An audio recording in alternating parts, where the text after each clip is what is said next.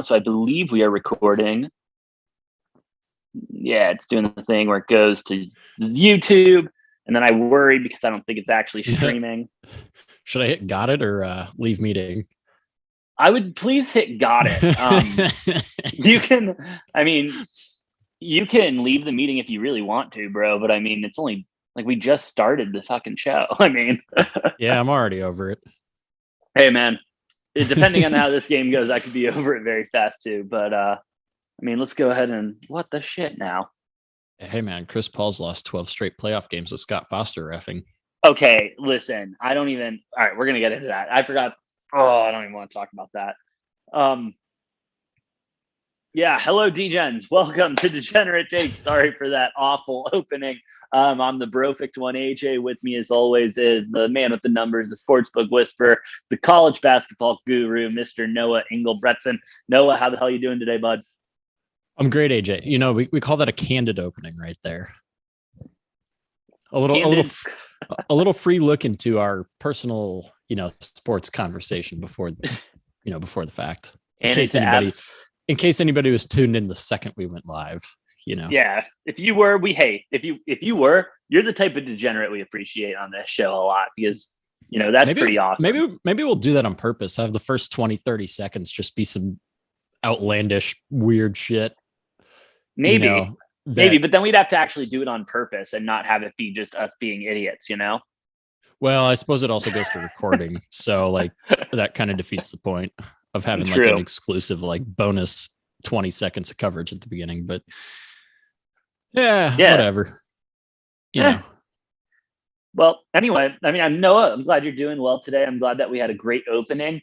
Bro, it's NBA playoffs. It's round one. I mean, right now, the Atlanta Hawks and the Miami Heat are wrapping up. 23.2 seconds left. Hawks 103. Heat 115. Heat are looking to put this one on 105 now. The Hawks down by 10. Noah, didn't you take this spread at 7? I had the Hawks to cover 8.5. Ooh. So I was a little bit rough there. That's rough, dude. But hey, who knows? Maybe you get a little steal, a foul, something there. But that's okay. I'm not feeling too bad. I do have the Heat in 6 in this series. I like that. The Hawks didn't play good. They played god awful in game 1, but this game gives me hope for the Hawks. Unlike another team that I picked to lose in 6 games, the Nuggets, I took the Warriors in 6. Oh my God. I feel like the Warriors are going to sweep right now. Bro, honestly. The Nuggets have looked terrible through the first 2 games. Yeah, and it's funny that they haven't announced the MVP yet. Have they announced the MVP yet? I don't believe they have, right? No, they did announce Defensive Player of the Year. Mikal Bridges was one of the top 3. Marcus Smart ended up winning it. Whatever. Yeah, I mean, it would have been nice to see Bridges win it, but should have won it. Unlike MVP, where I think it does matter, like how well your team does. Now, granted, the Celtics are also a really good team. But I don't think Defensive Player of the Year hinges as much on like how well your team does. Yeah. Like I think Embiid will win MVP over Jokic just because Denver's like they didn't have that great of a season. They were in jeopardy of like falling into playoff or play in. So I think that's going to be the big difference maker. Now it should be Booker because every other time in NBA history, somebody's averaged 25, 5-5 on the best team in the league. They've all won MVP. Oh, and it's suddenly an Arizona team that no one has been talking about all season, even when they won 19 in a row, or, when we were number 1 by 15 games or something like that. But no, we're not. It's fine. Just the disrespect continues, and it's going to continue until we win a ring. Well, I think one of the craziest things, too, for the Suns was in the entire NBA, there were 6 win streaks of 9 or more games this season. Suns had 3 of them. Oh, dang. The Suns had 3 different win streaks of 9+ games, and the rest of the NBA had 3. So, I mean, okay. The Suns are good. AJ, do you have a broom in your? I forgot to bring my broom into the shot with me. Uh, But you know what? No, I'm actually just getting maybe mine cleaned up from last season. I had to get it all. I had to dust maybe off the broom a little now bit. maybe a little premature for that. I mean, I do think the Suns will sweep this series, but we do have to point out Scott Foster is refereeing this game. Okay. All right. I'm glad you brought this up, Noah. Well, let's address the elephant in the room. Let's address the elephant in the room, AJ. He's never won a playoff game with Scott Foster. No, not that he hasn't ever won one. He's just Chris Paul has lost 12 straight playoff games when Scott Foster's been the ref. This isn't only with the Suns. This dates back to Chris Paul on previous teams as well. But there's something with Scott Foster, dude. I don't know, because there's other teams like Denver. Denver loses almost every game that Scott Foster refs. And there's a couple other teams that really hate him. And there's some teams that do really, really well with him. Yeah. Now, there's some rumors or maybe some truth about corruption with NBA reffing, pushing games to 6-7 games in a series when they shouldn't. And there's been some unproven rumors. Former refs have come out and said that, yes, there's been like certain like payment or incentives to like pushing series farther. Yeah, I don't want to get too into it. I don't want to like play into those conspiracies too much. Oh, Noah, let me get warmed up. But this is something that seems like it's only prevalent in the NBA. Obviously you have refs that have bad games in other sports, but you don't ever hear anything. You don't even hear rumors about like this type of shit in any of the other professional sports about like refs or umps or whatever, like intentionally like pushing games farther. And I will say, no, I think the reason you don't hear about it and they don't talk about it is because it's never been proven. However, there are accounts of NBA refs not only getting caught fixing games and stuff like that for the mob and everything like that, but as you said, pushing it to 6-7 games in a series that really shouldn't. Like, for example, if this series, and we'll get more into detail on the Suns and Pelicans in a second, but if this goes more than 5 games, I will be beyond shocked. And it has to be some fixing going on in that case. With that being said, anything can happen. However, the reason why I've talked about, barring any major injuries changing the course of the series. Yes, but absolutely. Barring anything major or anything like that. Yeah, but it's proven in the NBA. It happens. Just like it is proven that FIFA is one of the most, if not the most corrupt. I mean, Qatar is hosting the World Cup in December, bro. Like, I mean, it doesn't get more corrupt than that. However, these NBA officials do like to walk that line a little bit. I'm really hoping that whatever beef Scott Frost and Chris Paul have, I hope it's just a coincidence. I hope Scott Frost is just having a bad day those 12 days. But hey, 13, lucky number 13 coming up tonight. Maybe this is the one where Chris Paul finally gets that win and breaks that ice with them. Yes, sir. And AJ, before we get into the start of this one, I think we do each have a same game parlay that we've put together for this. Oh, absolutely, Noah. I mean, I would jump straight into like who we have winning, covering, over under stuff, but we'll get into that after. I feel like let's jump straight into the same game parlays because they're fun. They're fun. Absolutely. Same gamers are the best. All right. You want to go first? Because I like yours a lot. We were talking about it a little bit off air, and I like the little sneak peek I got. And mine's a lot shorter than yours. I have a lot shorter than mine. Yes. I have a 4-part same game parlay, and I've got Suns covering the covering the 9.5. Okay. Chris Paul over 16.5 points, over 10.5 assists. And then I have the Suns team total under 110.5. Ooh. Now I originally had the game under, but it wouldn't let me take the game under with the Suns team total under, which I think their team total under was at like 114.5. I'm taking it at the 110.5. That's a plus 3,500 4-leg parlay right there. I like it, bro. I love it. That is a nice parlay right there. The under, I will say, is interesting there, the team total, but I kind of feel it. Now, all right, here's where we get a little ridiculous. This is your can't lose 10 leg same game parlay, starting off with the Suns money line. Devin Booker over 4.5 rebounds. Devin Booker over 2.5 3-pointers. Mikal Bridges over half a steal. Mikal Bridges over 14.5 points.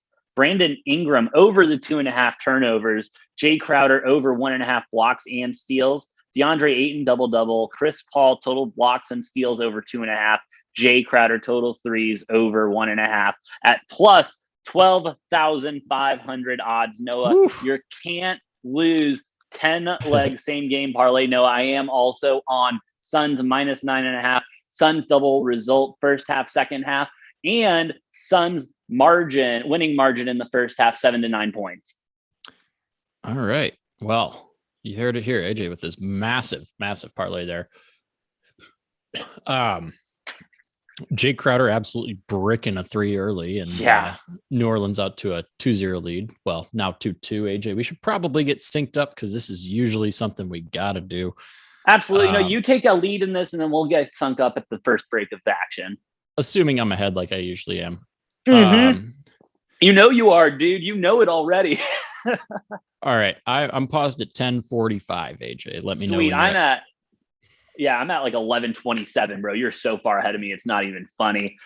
We need a time machine almost dude. I mean, nice jumper there from the Pelicans, bro. I mean, dude, the Pelicans, I'm not going to lie. They just looked really bad in the first half. They didn't come out. They didn't really play. And then they had a great third quarter with a little bit of a comeback and everything. If they can find that same energy in the third quarter, man, it could be a good game. Yeah, let me know when you're at 10:45 here, AJ. Yeah, we're almost there. I just saw Booker drain that too. If Booker can get hot too, I mean, get that crowd ratty. It's going to be a good time. We're at 10:50 right now, Noah. Looking at New Orleans moving around. Here we go. Go ahead, Noah. Perfect. Yeah, we'll see. The Suns obviously a much better team, like you said earlier, AJ. This game shouldn't go more than 5, or this series shouldn't go more than 5. No. I'm anticipating a sweep. I took the Suns to win this series 4-0 at plus 200 odds. Unless something crazy happens, I'm pretty confident in that. One of about, I think I took 6 exact bets on first round series. Oh shit. Yeah, I took the Suns to sweep, the Bucks to sweep. I took the Mavs in 7, knowing that Luka was out. I think they win that series in 5 or 6 if he's not. Beautiful layup there by Jay Crowder, getting the and one opportunity, by the way. Let's go, Crowder. Dude, he's already fired up. I love it. Yeah, I mean, after only 3 points, 2 points, 1 point, something in the first game, I expect Crowder to make his self known in this game. Yeah. I think Crowder's going to have a good game. Already got a point, a rebound, and assist. Oh, game 1, 1 point, 1 rebound, 1 assist, 1 block. Yeah, I think he goes over on all of those. Yeah, I completely agree, Noah. And you look at that stat line. Yeah, he didn't produce, but he still was such a factor in that team. His defense was still good. You know what I mean? He was still locking down, playing great defense. He just could not see a ball fall that night. It was rough to watch. And hey, nice little poke there from him. Yeah. Does that count as a steal? Am I good there? Booker 3? Could be. But yeah, fun fact about Jay Crowder.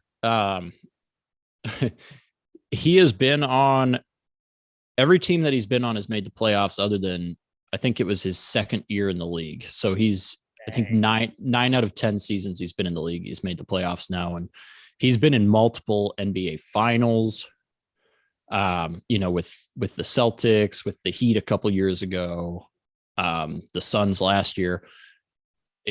Not that he's usually the third or fourth option on each of these teams, but Jay Crowder seems to always be on a really good team, making it Jay Crowder's always part of a deep playoff run for whatever reason. But I love Jay Crowder. Great guy to have on your team. No, even though, like I said, he is, the fourth, maybe the fifth option on this Suns team. but he is the strongest fourth, fifth option you can possibly have on a team right now. And the one thing that we've talked about all season, though, that can't be more true is just the chemistry with this team. Everyone has their role and everyone does their role. They help out, next man up mentality. I mean, and then when they get ahead, they just step on the throat and make sure that their opponent is dead before the game is over. It's awesome. Yeah, and well, like I've been saying about this Suns team too, AJ, I think this team is so fundamentally sound. Yes. And that's all. I mean, that's mostly credit to Monty Williams and the way he's running this team. You just 100%. Don't see that. You don't see that super often in the NBA. No, never. You never do. And it's great. And you're right. It's just sound basketball. No mistakes, no stupid mistakes. Yes, they get fouls and everything, but that's just part of the game. Just good basketball. You're not going to see stupid mistakes at them. But we will see the Pelicans make the and one there. We got a 1 point game, dude. It is the first quarter, though.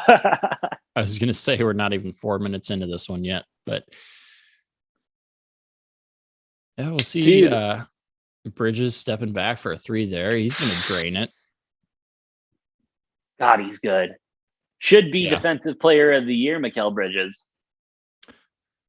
Yeah, and I don't know if you were watching last night, but the Dallas Mavericks game, Jalen Brunson dropping 41. Obviously, Bridges and Brunson on that same team. I think both of them were on 2 national championship teams with Villanova. Yeah. There was one of those 2 years where, I mean, Villanova literally had an NBA roster on their team. Like, I'm pretty sure like their entire starting 5 or 4 out of their 5 starting 5 are in the NBA right now, playing pretty well. Hey, Pelicans looking good there, draining that 3. Finally, they're taking a lead. Is this the first lead they've had of the series? Could be Ayton. Yeah, I was going to say Ayton shouldn't be taking that 3, but there we go. Booker draining another. Did he hit it? Oh, yeah, you got there. There's 2 out of your 3 that you need for the game for Booker. Let's go, baby. Jay Crowder, good feet there, man. Oh, hey, let's go, boys. I mean, a 1 point lead right now, that 9.5. I mean, it is early, but you know, I liked the first half of the Suns. Oh, come on, hit that one. No, and you won't get a foul there. Nice acrobatics there. Nice acting there. I will say, I do want to shout out. Sorry, go ahead. I was going to say, I love these Valley jerseys. They're so nice. They're so nice. They're so nice. So, do you know how the Suns sells these? No. So you know how like Nike and like does shoe drops and like these NFTs do NFT drops and shit like that, right? Sure. Yeah. Okay. Yeah. Okay. So the Suns, what they'll do is they'll do literally jersey drops where it's just the Valley jerseys, limited run and everything. They just did one last week, and I work at a sports bar downtown, so I drove past there on my way to work. Bro, there was a line, no joke, wrapped halfway around the stadium. It was insane. Hell yeah. But I mean, love to see it. Those are some dope jerseys, man. Do we dare say best in the NBA? They're definitely up there. Yeah, they're cool. They gotta be. They're really cool jerseys. I love because they just came out with these like a year or 2 ago. Like they're pretty new. Yeah, I want to say it was about 2 years ago. Because when we started getting good, you know, I just don't love purple that much. You know, so like now the old school Suns jerseys with the logo with the basketball and the sun and the streak on it, like those are cool. But like the one you have on, like I mean, like they just don't do anything for me. What's wrong with okay. No, there's nothing wrong with it. I just personally don't love the purple, you know. But I love these black jerseys with the purple and the orange incorporated with like, you know, the skyline and the sunset type of look to it. I mean, those Valley jerseys are just like so crisp. They're so cool. Oh, there's something else. Honest to God, I would buy a Valley jersey, but they're about marked up 20% more than another jersey. Let me tell you, on my salary right now, brother, we ain't doing that. But had to get one of DA, obviously, support the U of A grad and everything. Well, U of A player, he didn't graduate, but shout out, he could if he wanted to. But love you, DA. Let's see you go ahead and get some blocks and steals from you, bud. Hell yeah, man. Hell yeah, Well, bro. Got a commercial break right here. Might as well update you with if you weren't tuned in earlier, the Heat ended up winning 115-105 to take a 2-0 series lead. Memphis Grizzlies up 77-55 on the Timberwolves right now after the Timberwolves stole game one. That was another one. I have Memphis in I have Memphis in 6. Okay. So I wasn't too upset about the Timberwolves stealing game one because, I have them winning 2 games in this series. I think the Timberwolves could push that series to 7. I know a lot of people were taking Memphis in 4 or 5 games, thinking that the Wolves had no chance. But I mean, the Wolves team is young, but I mean, they're pretty good. Yeah, no, this Wolves team is, I mean, yeah, I haven't not watched enough of them to give a valid opinion. I've just watched a lot of highlights and game clips and stuff. They're a young team. They seem like they got it going on. Ja Morant is an incredible player, going to be around the league for a long time and doing a lot of the same shit he's doing. It's not their year though. Not their year. It's going to be kind of like the Pelicans. Shout out for making it, even though you're under 500. But as they miss an easy alley-oop right there, showing why they shouldn't be in the playoffs. Oh, Bridges, I needed you there. Oh man, it's gonna be. I feel like the same game parlay is going to be one of the bigger sweats I've had in a long time, Noah. I feel like you're gonna have 1 or 2 legs of that are just gonna flop. That's, well, hey, I mean, hey, when you hey, go, hey, that negativity right there. I'm just saying when you go up to like a 10 leg thing, it's like I get it, Noah. But like, I actually I researched it and I took out. It was originally a 14 leg parlay, and I took out the ones that I wasn't confident about. And so that's how we got down to 10 here. Yeah. Oh, man. Okay, so obviously we're both on the Suns to cover the 9.5. AJ, where were you sitting on the over under at 221.5 on this one? I was actually just looking at the live line right now. It's at 224.5 right now.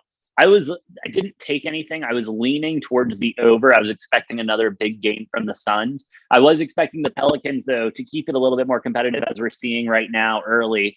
But the Suns are a second half team. They come out in the third quarter. Statistically speaking, third quarter is their best quarter of basketball. And the numbers in the sports book reflect that as well. So I really will not get worried about this game until we hit the third quarter. I do expect the over to hit even at 220. Just drop down to 222.5. I might take that, honestly. I am going to take that right now, actually. Over 222.5.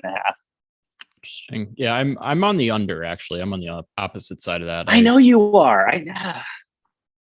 But why? Like, what do you think? You think there's going to be better defense played on both ends? You think some shots aren't going to fall? What do you think's going to happen that's going to be different from last game? Well, last game I think hit the under as well. By a slim margin. Crowder, I needed you. I like the way that the Suns play defense. I think they definitely can hold New Orleans under 100 points again. And I just don't see the Suns scoring, 115, 120 points, Totally get it, dude. But man, I don't know. I'm excited. Obviously, if you look at my same game parlay, I'm expecting a big game out of a lot of people. So yeah, I look at New Orleans, and obviously like Ingram's really good. McCollum, obviously really good. Valanciunas, he's a great player, but other than that, they kind of have nobody. No. So we'll see, but I do favor the under in this game. Hey, we'll see right now. I saw the first quarter total was at 52.5, I believe. So it's sitting right now at 31. I mean, 5 minutes left to play. We'll see how this goes as the Pelicans finally get something to drop there. They take the lead yet again. Nice little board and put back there by Valanciunas. Valanciunas, what a name. What a name. Like that guy. And like that look. I mean, he's a baller, bro. You just look at him and you see that's a big man who likes to get it, who can go underneath and try to compete with DA as he just lets DA hit one on over him. second little floater in a row for DA there. Yeah. Hey, shout out DA, need that double-double. And we'll see what happens. Maybe the Suns can, go ahead and take another U of A player who just declared for the draft, Christian Coloco, Yeah. expected to be a late first round pick. That would be fun to see Coloco go to the Suns as well. Coloco and DA on the same team, bro. Come on. I mean, I could see it happening potentially. I mean, that's kind of right where Coloco's expected to go. I mean, why not? Why not? Why not just make that position stronger, bro? Why not get another big guy underneath? I mean, well, and they play a similar game. They got a similar body structure, like both of them U of A guys. I mean, not that really matters as much as McCollum misses the first free throw there.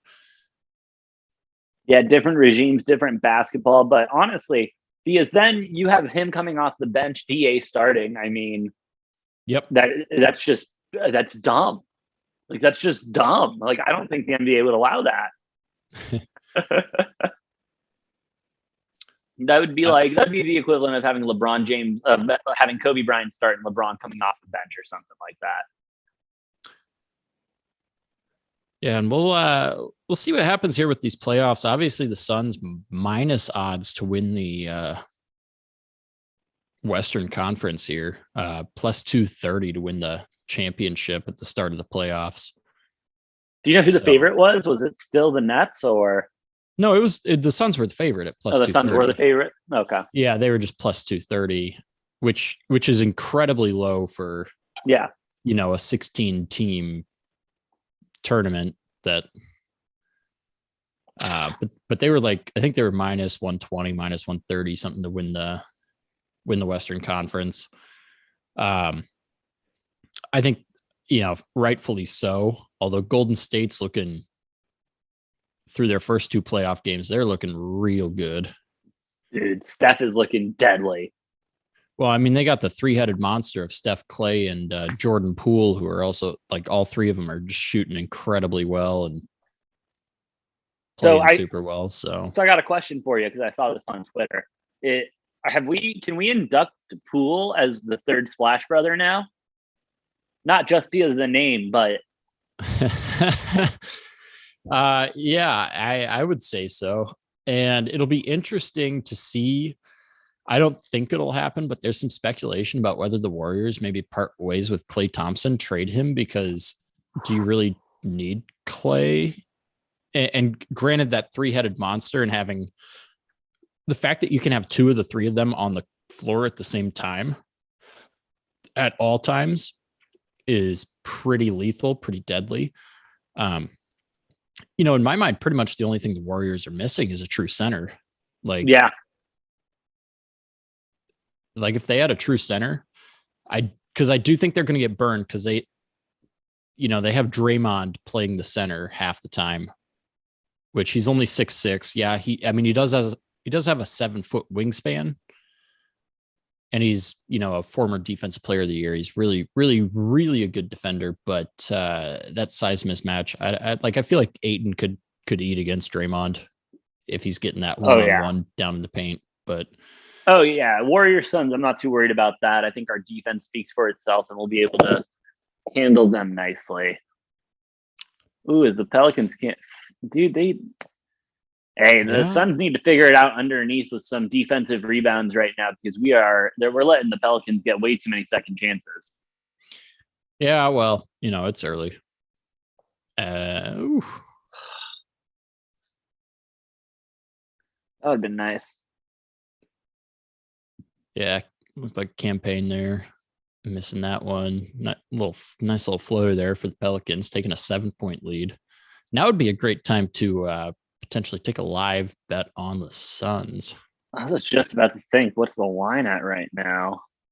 I'm 5.5 at minus 120. They're still minus 5.5. Dude, the books have been doing this shit all season. They did it for the tournament.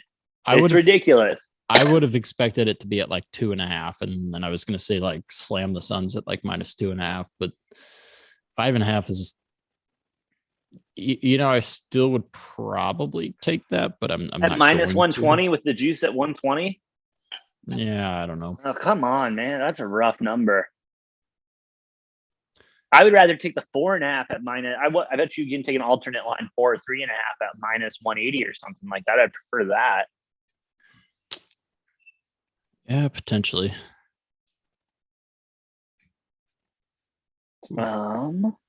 Grizzlies. I mean, Suns minus 1.5 is only minus 200. Grizzlies up 87-63 with 3.5 left in the third.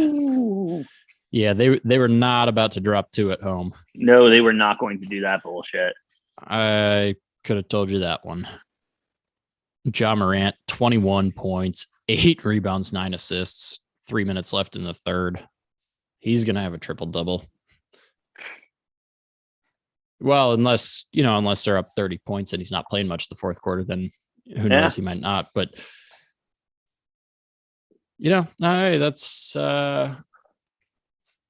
that's all right. I went big on Ja Morant today with DFS, the one that I play most of the time. AJ, I know I've talked to you about it. I haven't ever mentioned it. It's called Jock Market. Jock MKT, short for market. Is it now? Is that what the MKT is short for, Noah? Thank you, Noah, for explaining it to us 3-year-olds out here in the audience. If it's available in your state, I highly recommend it. I can even, I could even tweet out my my little promo code link thing. We each get a $10 free credit if I do that. I get one, you get one for signing up. I might have to tweet that out, but if it is available in your state, highly recommend looking into it. It's kind of like it's like daily fantasy sports meets day trading. Just want to preface, we are not sponsored by them. If they want to sponsor us, I'd love that. But I just highly recommend it. I love it. It's fun. There's an IPO period. You put your bids in, you get your shares of players, and then it pays out based on how well they do fantasy points wise. I went heavy on Ja Morant tonight, and he's having a great night. I expected him after a lackluster first game to really bounce back, and he is. Dude, no, absolutely. And so interesting. I've been doing a little bit more research on that. It's not legal yet in Arizona because Arizona sucks when it comes to stuff like that. Even though daily fantasy is legal here, so I don't get it. With that being said, the way they do it is the way they do the daily fantasy stuff is actually more how they do sports betting over the pond, on the other side of the pond. They do more of a day trading type thing. Like you can buy a number at a certain, like a 7.5, for example, at a certain price. Oh, the camera is doing the thing again. Noah, this is why you don't get smart things. Just lock it, dog. Just lock it. I did, Noah. I did. And it says it's locked up. Now it says it's not locked. All right, locked it again. No, because when I lock it, it's going to lock on me. And then, I don't know. We're going to watch this game. I'll figure it out in a quarter. I mean, don't you want it to? Maybe you don't if you're getting up, I guess. Yeah, and then, I don't know. Anyway, Suns still trailing by 5 with 1:47 left to go here in the first. Not the best first quarter of basketball we could have hoped for as Suns fans. No, I'm glad I did not take Suns first quarter money line. Yeah, I mean, it's the NBA, Yeah. Great defense, though, by the Suns there. They're swarming, man. They're swarming. They do not want this to get close. I'm liking it so far as, the under goes, but that's about it. That is about it right now.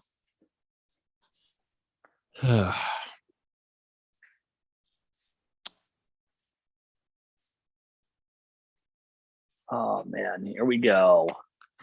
They need some turnovers. I need Brandon Ingram to get a couple turnovers. I need Jay Crowder to get some steals. I need the starters to get back in.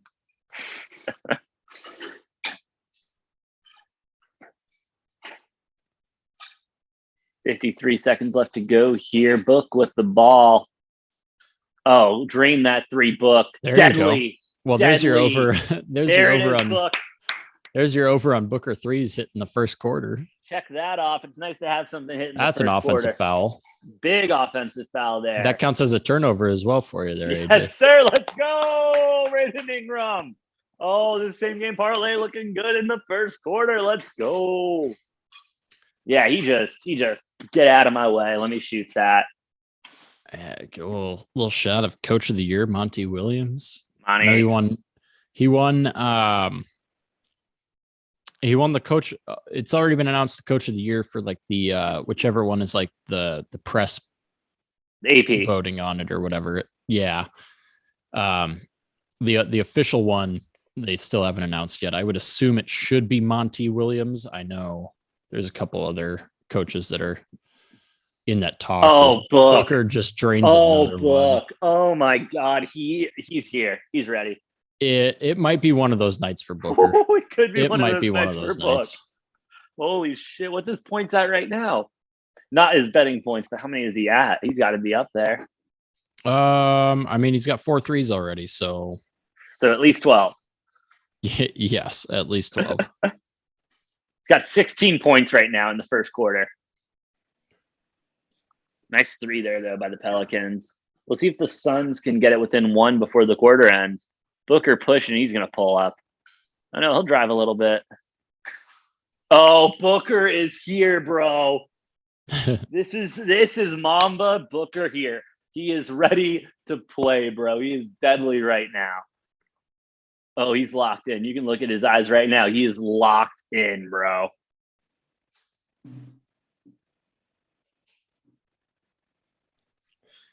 Yes, the rest of the Suns team.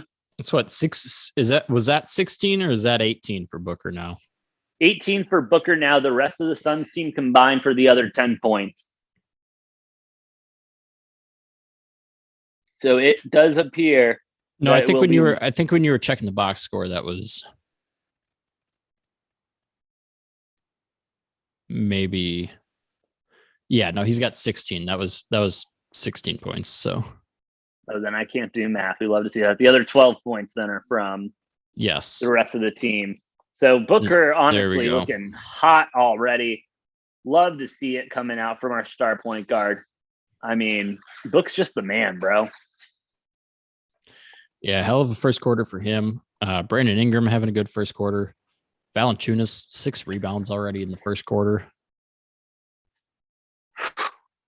Bro, Suns, man. Suns.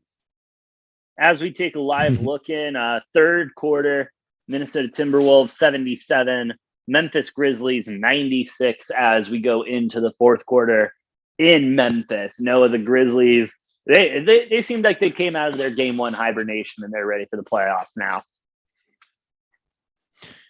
Yeah, I mean, I figured, like I said, I took the Grizzlies in 6 over the Timberwolves because the Timberwolves are they're not a joke. Like, no, like they're well, you look at the 4 teams in the play-in tournament, right? So you had the Wolves who were 10 games over 500,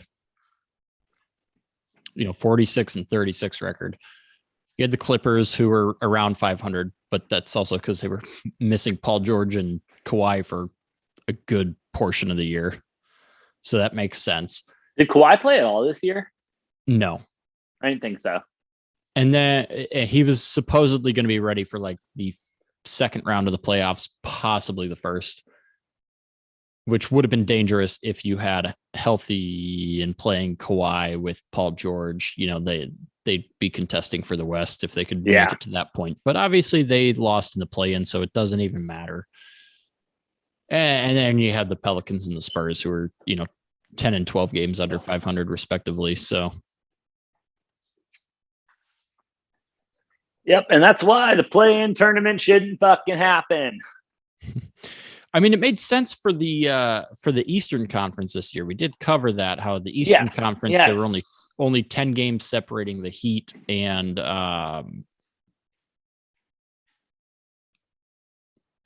the Hornets, who were down at 10. There were only 10 games separating 1 through 10. So as we covered in that one podcast episode, I had mixed feelings because like in the West this season, which is why I proposed every team that's 500 or above gets a chance, and then you alter the amount of teams in the play-in part of it, depending on how many teams you have in your given conference, right? So like, or why do you even need to do conference? Just do a total NBA, like whoever. Well, no, because you have East and West, and they meet each other. So like, my proposition was like, so for instance, the way that would be implemented this year was the Western Conference. It would have been, your top 8 teams. That's what it was. Boom. Timberwolves 7, Clippers 8. Don't even need to play this play and shit. But then in the Eastern Conference this year, you've got 11 teams in or whatever. So then you have the bottom like 5, like top 6 or whatever get their buys, and then you somehow do a 5-way tournament there with those ones. Because with how many teams get into the playoffs in the NBA, like I feel like you shouldn't be able to get in under 500 though. That's kind of ridiculous. It's so bad. And I mean, the Pelicans, no disrespect, but what the fuck are we doing here? I mean, they're up right now. I'll give them that. They're up by 4 right now, 32-28 in the second quarter. So I'll give them that. They're competing right now, but we'll see what that looks like as JaVale McGee goes and slams in, and I think we'll get one too.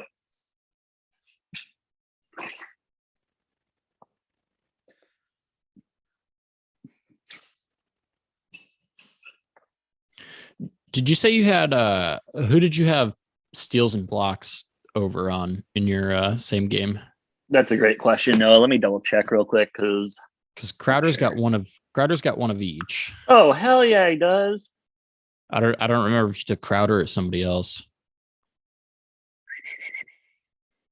Yeah, Crowder over the 1.5. So shout out Crowder for hitting. Thank you so much. And then I also took Paul. Okay. 2.5 for Paul though. Yeah, I think he's at 0 so far. So hey, we'll keep an eye on that, and we will update you on my 10-leg cannot lose same game parlay for the Suns round 1 matchup here with the Pelicans game 2. How's yours looking, bro? I mean, I feel fine about the Suns under 110.5. Chris Paul's got to heat up, but he seems to be a major third quarter guy. Yeah. I mean, he's got 4 assists already. So what I think I had him over 16.5 points and 10.5 assists. So he's at 4 assists. He's got 0 points so far. JaVale McGee with a nice slam. Let's make that 5 assists now, and yeah.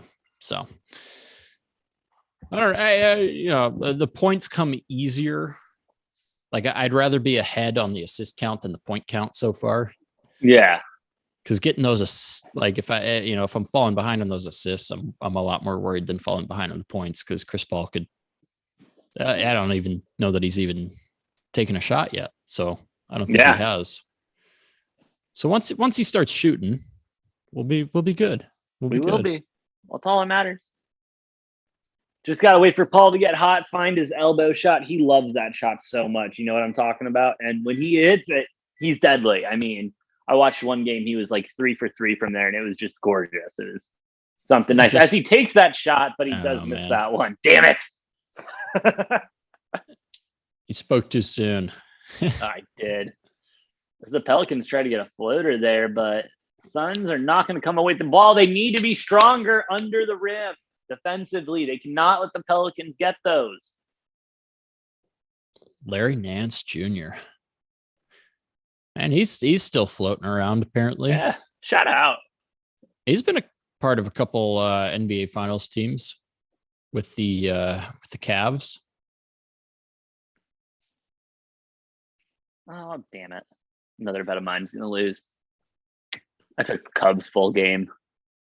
Yeah, I don't know why you'd take the Cubs. That seems like the first issue there. Cubs are looking good this season. Not as good as JaVale McGee's looking right now, though, bro. Holy shit. He's been a huge pickup. Obviously, the Suns, in my opinion, biggest weakness And the reason they lost the finals was because they didn't have depth at center and with their big men. Because, you had last year, which Ayton's really great in a lot of ways. He's not the best defender to begin with. But then when you have Frank Kaminsky backing him up off the bench like they did last year, that was an issue that the Bucks exposed big time. After the Suns got out to that 2-0 lead in that series and then dropped 4 in a row, is because, they were just taking everything to the paint. Yeah. And Kaminsky didn't play horribly, but you don't want Kaminsky as your backup center. No, not hating on Kaminsky necessarily, but having JaVale McGee and Bismack Biyombo as a third option is much better than what they had last year. The Suns roster is deeper and better than they were last year. The Suns, they can now compete with Giannis off the bench. And that was my big worry when we went into this season. Can we handle Giannis? Because Giannis, Jokic, all those guys were going to be issues again, and they continue to be issues. But no, we handled them fine during the regular season. I think we're, like you said, we're deeper, more equipped now than we were last season in order to get it done. They're looking damn good, bro, and they have all season. I've been cautiously optimistic about them all season, bro. I know, and I've been trying to tell you all season that I've been trying to tell you all season that this team is better and deeper than they were last season. You've been all worried about it, and I'm like, there's nothing to worry about, dog. But you got to understand, I'm worried. Damn good. I've been worried about it though, because I'm a Arizona sports fan. I've seen this shit before. We have a great regular season. We look damn good.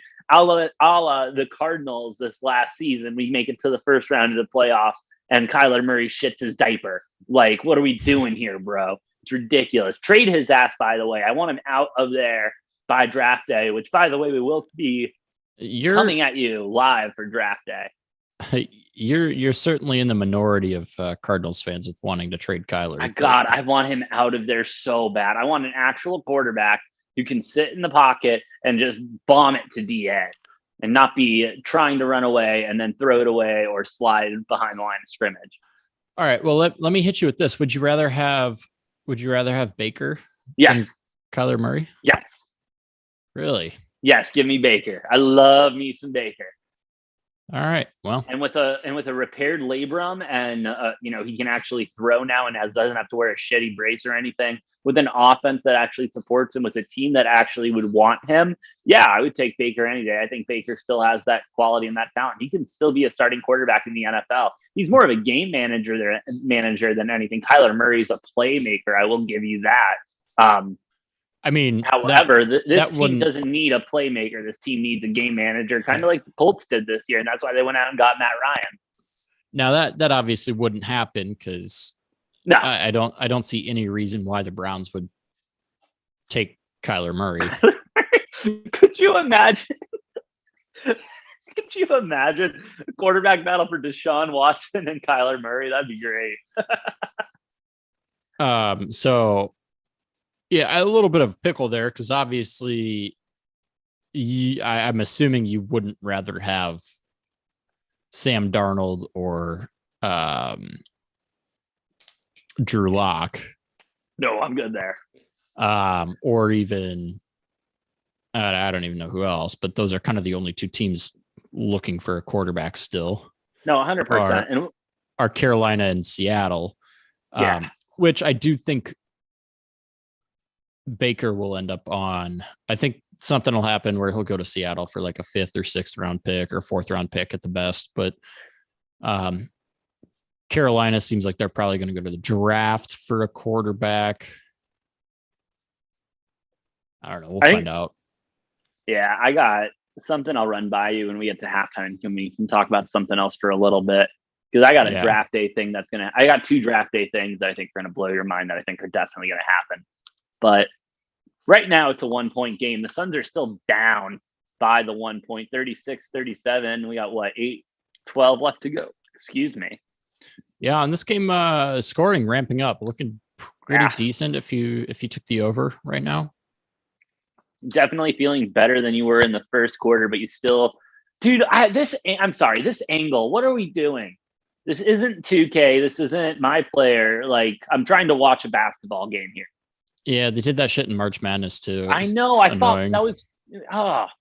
But what? One asshole thought it was a good idea, Oh, and here pop we it. go. Oh, come on.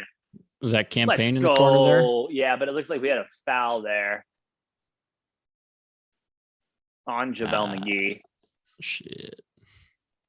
Ooh, and it looks like someone got thumped in the eye pretty good. Little sneaky Jose Alvarado there. Fun fact about him, he's got the I don't remember the exact terminology for it, but he's got the most steals in like the opponent's backcourt or whatever. Oh. Out of anybody in the NBA this season, with much less minutes played than a lot of other people. And I remember watching him a little bit in college at Georgia Tech. That was a foul. Valanciunas putting a little hip into the center back of Bridges there. But yeah, Alvarado, like, he does this weird little thing where he like makes himself small and just kind of sits around and then he gets a lot of these steals coming from behind players. So something to watch out for when he's in the game. You got to be careful. You can't be leisure about taking the ball up the court when Alvarado's on the floor, because he will come up behind you and just like pickpocket. No, 100%. And that's something the Suns are going to have to be careful about, as we get a nice block there, but it looks like we're going to get a off the defensive foul and they're going to go to the line.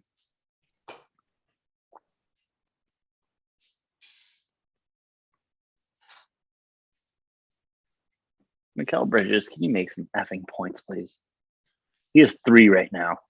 That's all right. The Suns are staying within striking distance with a number of starters being out the first half of this second half here. I'd imagine around the 6-minute mark, we're going to see Booker and it looks like DA, Bridges, and Paul are in right now, but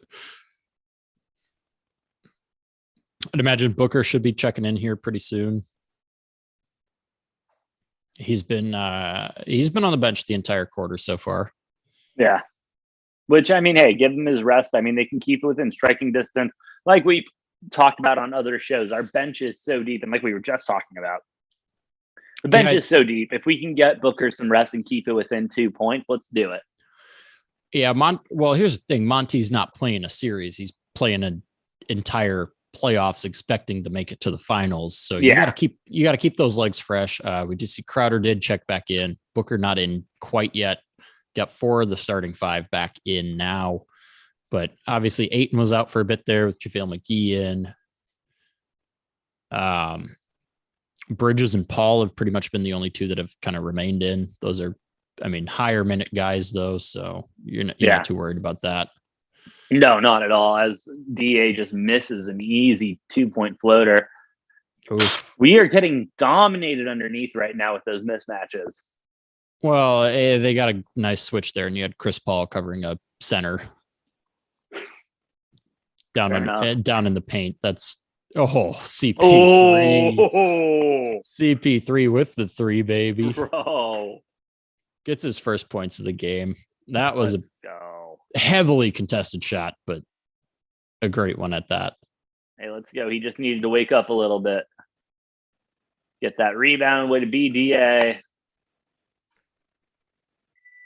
Yeah, I imagine we'll see Booker back in at the next break stoppage. Here. Yeah. He likes to they like to bring him in at the end of the second. Crowder. Man. Crowder. That was in and out. Can't be having that. Push him. Come on. There you go. Double team. Good double team, Crowder. Get that steal, Crowder. Yeah. All right, good turnover. Push it. Oh, shoot that. Oh, what are we doing? All right. Well, it's okay. Hey, three is better than 2 anyways. So I'll take the 3. I would have loved to see Campaign take that, mid-range shot that he had wide fucking open there. Wide open, dude.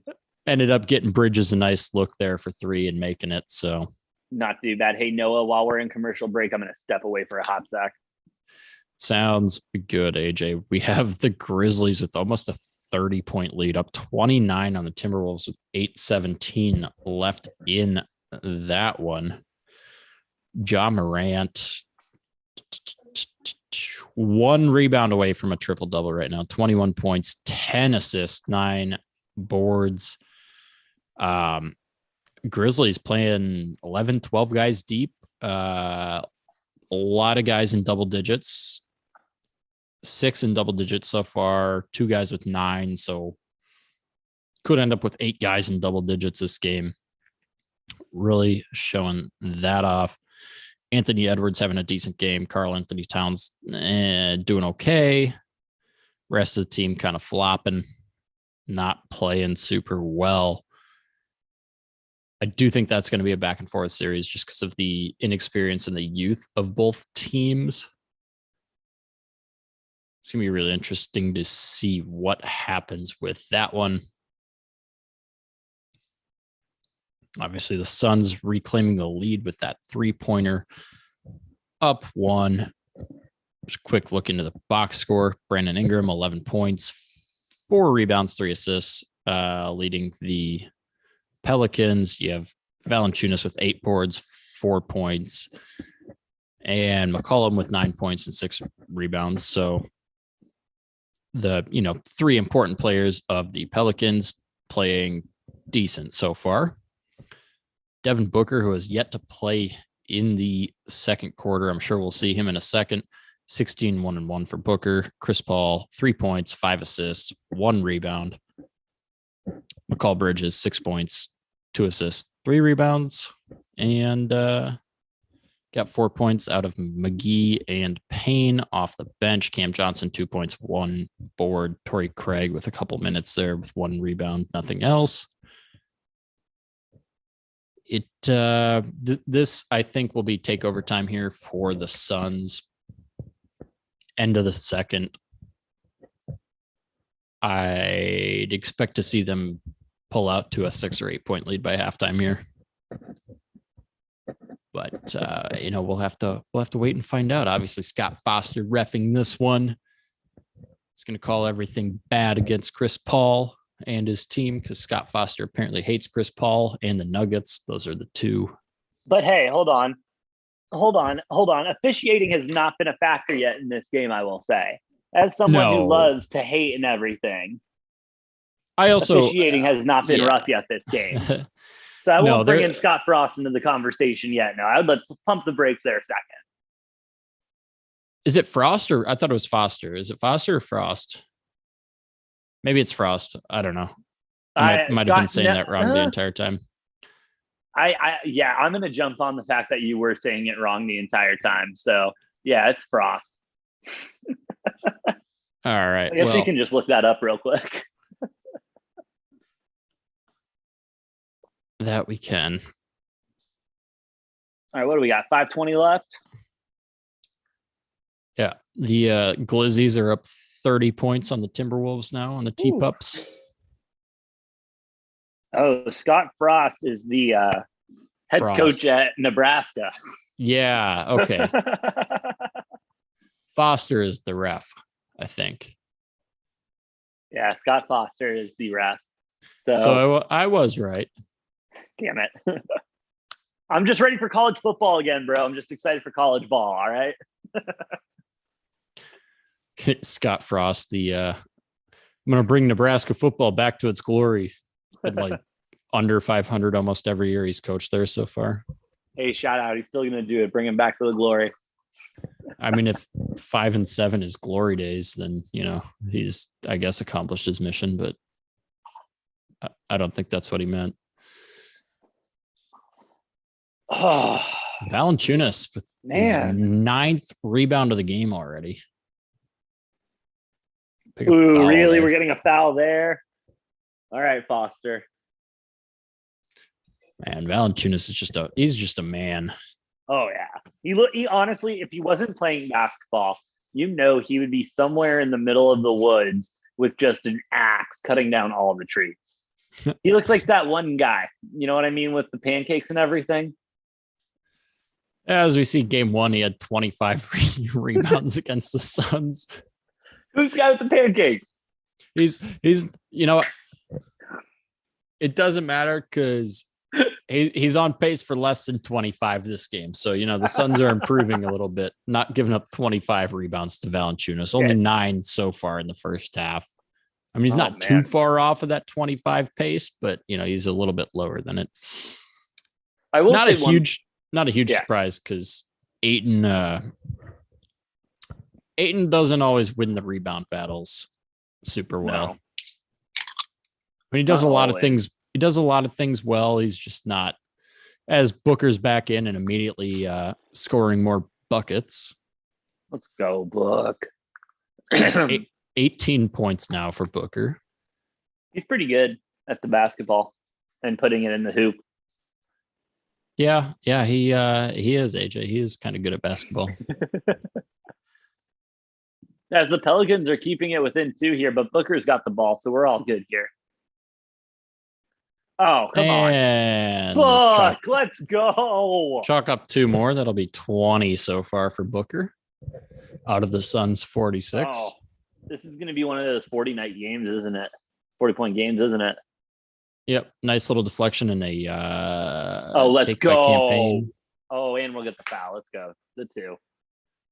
Man, I would have liked to see Bridges finish on that with the foul there. Yeah, I would have liked to seen the hand 1, but we'll go ahead and take the just 2 from the line. Let's go ahead and extend this lead. Let's go ahead and get this lead back. Yeah, this tie. And if we can get a 5-point cushion going into half, I think I'm feeling pretty good. Campaign staying in as Chris Paul's taking a little bit of a breather.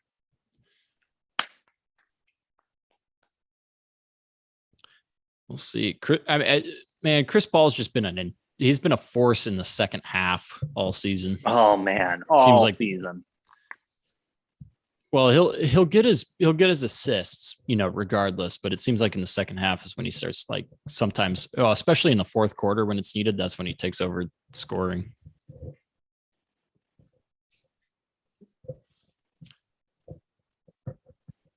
First half live line right now, just in case anyone's curious, is Suns minus 1,400. Yeah, I don't think most people are probably taking that, but no, but if in case you are, as Crowder looking for it. Nope, pull up. Oh, nice. Does that count as a steal for Crowder there? Yeah, I hope fucking does. I'm gonna check right now. Come on, Crowder. Nice little block there by Valanciunas. He's having a hell of a game so far. Oh, yeah. He's looking absolutely awesome. That beard is which I hate chiseled. To see, but that beard is chiseled and gorgeous. Not going to lie. Booker taking a 3, draining it. 23 points for Booker so far. Come on. Could we have a 30-point half?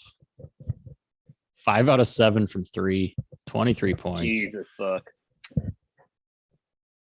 His total was at 2.5 threes. Jesus. Another steal for the Suns. Oh, let's go, Crowder! It's got to be 3 out of 4 or 4 out of the 5 last possessions. The Suns have stolen the ball. Been a lot of turnovers for the Pelicans recently. Love to see it. Booker misses his first shot in a while. Oh, he puts up another 3. He puts it up and then just drains it, bro. Let's go. This dude is wetter than water right now, man. 6 out of 8 from 3 in the first half. As Floyd Money Mayweather is there seeing what Book is about. Let's go. Tell me how Booker is not the MVP. I can't. He is. And he is 26 points in the first half, and we're not even at halftime yet.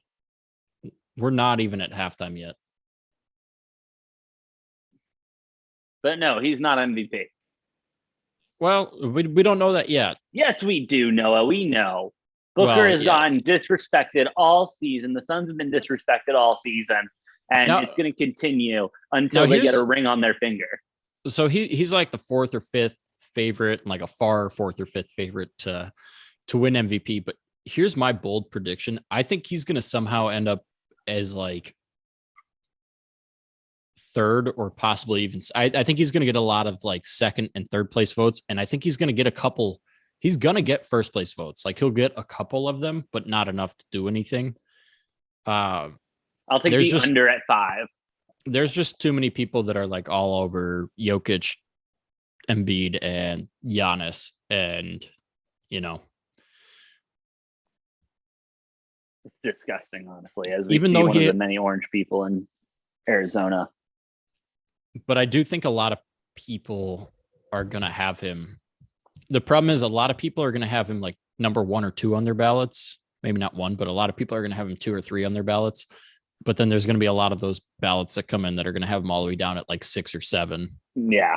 Which is going to kill his chances because I think he gets a small handful of first place votes because I do think he will receive first place votes.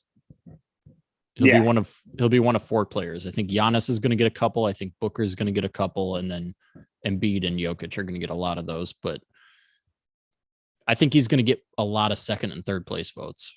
I could totally, and that's unfortunate because Booker has had a career season and he's having an amazing playoff run so far. I mean, I know it's only been 2 games, 3, but another come 3, on, another 3. Come on, Book, come on. 29 points in the first half so far. 28 points. That was a 2. That was a 2. His foot was on the line apparently, but with a minute 46, we're going to see a 30-point half. I mean, it kind of feels like it. It feels like it. It feels Crowder like it. I mean, on there. Oh, and then he kicks it to Book. Sets the pick for Book. Booker's just heat wait. Check, baby. Heat check. Oh, come on, Book. Heat check it. Oh, okay. Good. That was a bad decision. Bad decision. See where it carries. Looks like they're going to go to the line for 2 there. And while you're gone, AJ, I was mentioning that I expect the Suns to go on a little run here at the end of the second quarter. Hey. And I think I said expect them to be up. I don't remember. I either said 5 or 6 or 6 or 7 at the half, but 5 to 7 points at the half is kind of what I was expecting. Well, I believe I have them 7 to 9. So let's have them. I have a winning margin 7 to 9, I believe. So let's hope it sticks. Jeez. Booker, 28 points on 11 of 16 shooting. Yeah. So just to update, I have winning margin for the first half, Suns 7 to 9 or 10 to 12. Well, so we could use a 3 right here. Would love a 3 right here. CP, take it. Oh, nope. Oh, Book. Why not? Book. Oh, I suppose got to miss eventually. Kick it. Take it. Oh, I would have loved to see CP3 take that one. Crowder. Oh, with the finish. Oh, that was a dirty putback by Bridges right there. Bridges came to play. He is not happy he didn't win Defensive Player of the Year.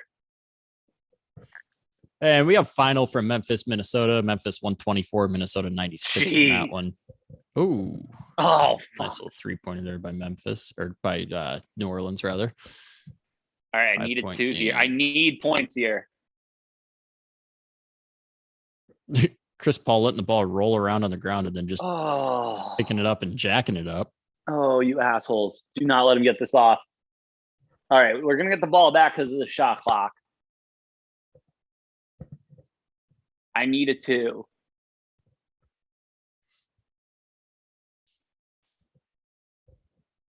All right, come on, Pelicans. Turn it over. No, don't make that. Fuck. Oh, I need a 3. I need a 3, Book. Come on, Book. Hey, he got fouled. I mean, okay, foul behind. I was wondering at first why he tossed that up, and then it's because he got fouled anyways. But Suns not in the bonus yet, so I guess that foul made sense. Yeah, it totally made sense. Yeah, I'm cooked, bro. I mean, you might as well get the ball back into Booker's hands here. Give him the 3-point. Yeah, just give him that shot. Who's inbounding, Paul? Come on. 1. Yep. Just shoot it. Yep. Get it off, Book. Money. Let's go! Let's go! Come on, Book. 31 points Go! in the half. 31 points in the half. Wow.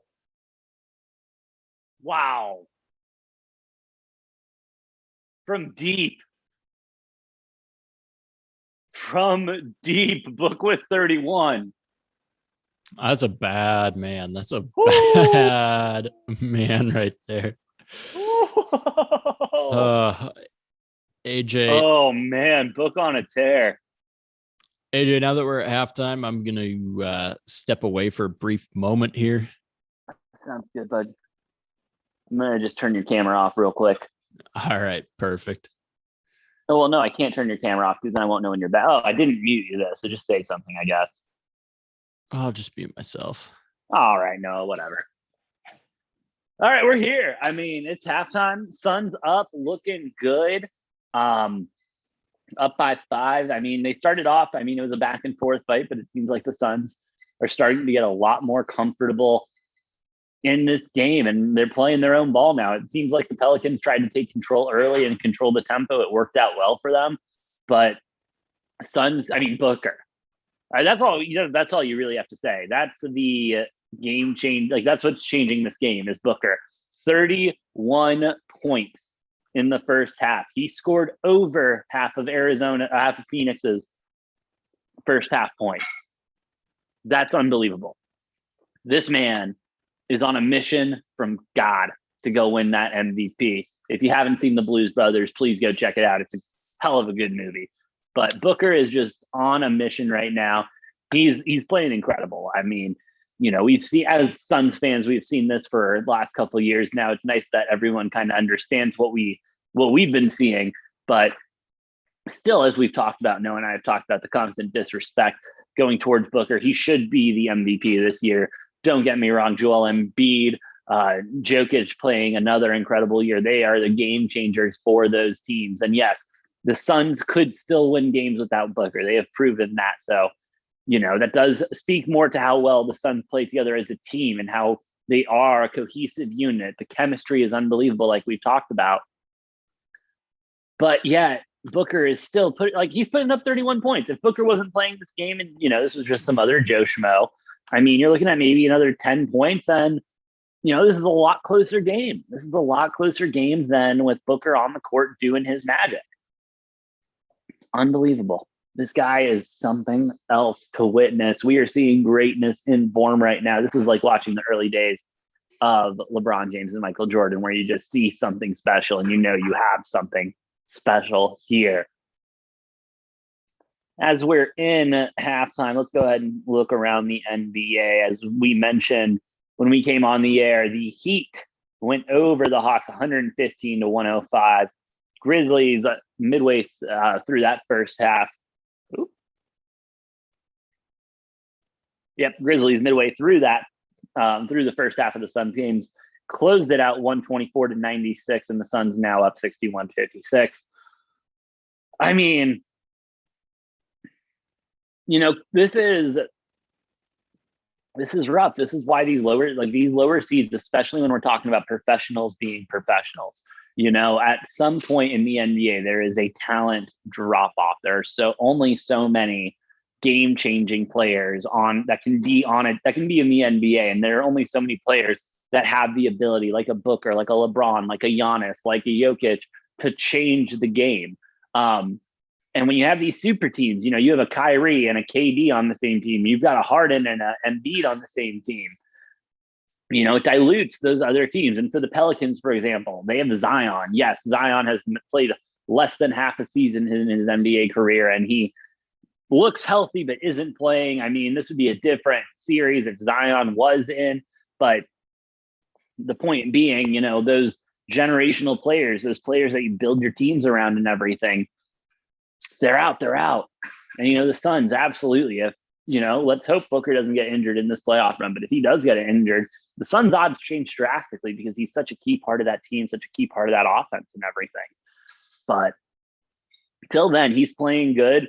I listened to a interesting interview with David Stern off of the Rich Eisen show. And they were talking about the play-in tournament and everything. And, David Stern, God bless him, he seems to be a commissioner with a good head on his shoulders who understands what's going on and who actually listens to people. Because he mentioned, there's some hiccups at the play-in tournament, some stuff we're going to address. And then the other big one was getting players to play more games. This whole workload thing and everything, not seeing some of these guys out on the court all the time. They sit a lot. They don't play a lot. Yes, injuries, you need to nurse injuries. But with Zion, when we're seeing him, come out and do a 360 dunk from, but pregame and everything, or you're seeing him dunk from almost the foul line in the practice facility, you're kind of looking at that like, well, his foot looks pretty healthy if he can jump off of it that far and then land on it. I mean, my knee has been messed up, and let me tell you, the difference between when it's healthy and when it's not healthy. And after I got it repaired and everything, like Zion did, it's a lot of testing, a lot of pushing it, making sure it's good. And so I can understand Zion is probably extremely frustrated, but he's not on the court right now. And there is a report out saying that Zion and the Pelicans completely disagree on his health status. And hey, if I'm Zion, I can't blame him for being upset. I really can't. I mean, yeah. Oh shit, Noah's back. You got me mid rant, Noah. That kind of got me startled. There you are, bub. Yeah, I tried to start my own video, but wouldn't let me because you stopped it for me. So, well, I was trying to be a good host, and then I realized that was counterintuitive. But I didn't just want to turn your camera on before you got back. So, all right, I appreciate that, but I suppose it probably would have been better if I turned it off myself. Noah. Luckily, this show we live and learn. There's going to be a lot of living and learning next week when we are live for round 1 of the NFL draft, where kids' dreams will come true. Fan bases will get a new sip of hope with this young talent coming in that could revitalize their team. Noah, I don't know about you. I have been putting together my mock draft lately, and I've got some shit going down, and it's going to be a hell of a time, bro. Yeah, I can't say I've put together a mock draft or anything because I've been I don't want to get too hopeful on certain guys, so I'm just kind of, I don't read into too many people's mock drafts either, because other than about like the first, I don't know, 3 to 5 picks, they're usually not that accurate. Yeah. So, and I think it's funny too, you see some people like online, they're putting together these mock drafts where they have like 8 different trades, and I'm like, no team makes more than like 1 or 2 trades in a given fucking year. So no, and the only trade I really see happening is I see the Steelers trading into the top 10, taking the Giants 7th overall pick to get Malik Willis, but that's just what I see going on in the tea leaves and everything. I don't really know anything though. Yeah, I mean, I could see the Packers trading into the teens, packaging, 22 and 28 to trade up with like maybe Baltimore at like 14. Yeah, and draft another quarterback. No, if they're funny. No, if well, because you're going to trade Aaron Rodgers to the Cardinals for Kyler Murray. If there's a receiver that they really want in the teens, I could see them potentially like trading up. But okay. I don't really think the Packers will. I think the Chiefs are one team to watch for trading up. Oh yeah, sitting there with what do they have, 30 and 31. So I could see them packaging both of those to trade up into the kind of low 20s, maybe. But we'll see. Like I said, everybody thinks they're like, people love playing GM and thinking they're fucking geniuses with these mock drafts. And, I get amusement out of looking at all of these mock drafts that people put together. Like, as a Packers fan, I've seen so many where people are like, because they have these mock draft simulators, right, where they like will accept certain trades if the value's good. So then I've seen so many where people are like, oh, trade Jordan Love for a first round and like whatever. And I'm like, nobody's fucking trading for Jordan Love. Like no No team one. wants to trade. Nobody's trading a first round pick for Jordan Love at this point. And I'm like, I think it's funny because like these mock draft simulators will like accept those trades, but they're all fugazi. It's all bullshit. I mean, it's just people are so over hopeful and they're like, oh, look at this. And like I saw this one where this person made like 6 or 7 different trades and the Packers had like 14 or 15 picks in the draft. And I'm like, yeah, that's so ridiculous. Plus, the more picks you have, the more you have to pay. And the Packers are in a little bit of a delicate situation. I mean, as it stands right now, if they don't make any trades, it's going to be about 7.5 million a cap that's going to be taken up by the draft picks, which will, after the Sammy Watkins signing, that still leaves them with 2 or 3 million in space, but that's not enough to like do anything. It's just funny how, people are just so delusional about this shit. Like, it's like if you pay attention to what happens, like, yeah, their trades do happen, but there's not a lot of them.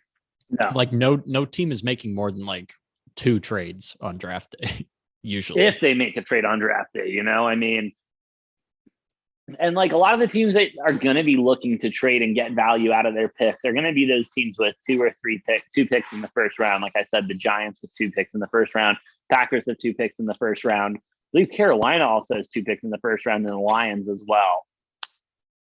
Or no, not Carolina. The Lions have 2 picks in the first round. The Jets do, the Chiefs do. Chiefs are both late. I think they're 30 and 31, so they're or 29 and 30 rather.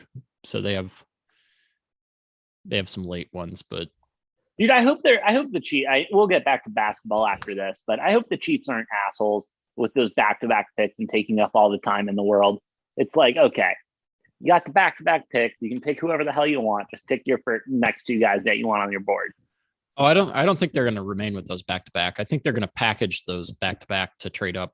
Like I said, that's one trade up that I think is going to happen. I think the Chiefs are going to trade into like the low 20s with 29 and 30, or maybe even to like 18 or 19. I think they could get up to there with those 2 first rounds and maybe get like a 3rd round in addition to that in return. But no, absolutely. As I am just checking my same game parlay right now, I still need Miguel Bridges to get a steal. I need Miguel Bridges to put up some more points too. I only needed 4 more points from him, so we're good there. Crowder, we're good. Ingram, we're good. Ayton still need that double-double.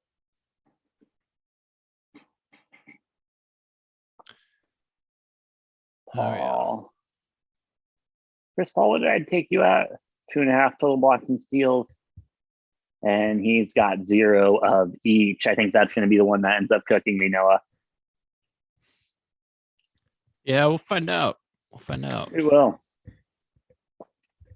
We will. Chuck, after Kenny sprinted to the board. I will say, shout out to Chuck and Shaq for keeping it going. I mean, this crew on TNT has been together for a long time. They do good work. I enjoy the hell out of them when I watch basketball. Yeah, there's a expectation that Draymond will be joining that crew once he retires. Draymond, that'll be good. He's actually, if you follow him on Twitter at all or listen to him talk at all, he's actually got some really good insight about a lot of players. Hell yeah, I'm about it, bro. I'm about it.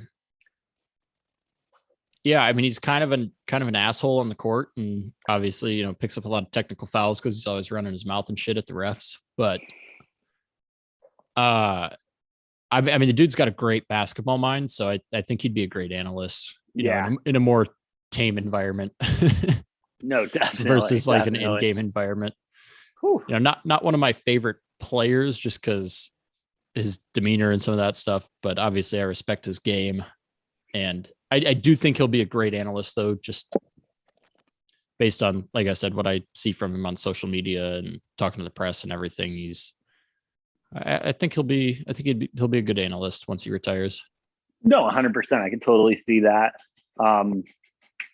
Can you still hear me? Right, one of my AirPods just died. Yeah, I can. You're All good. right, sweet.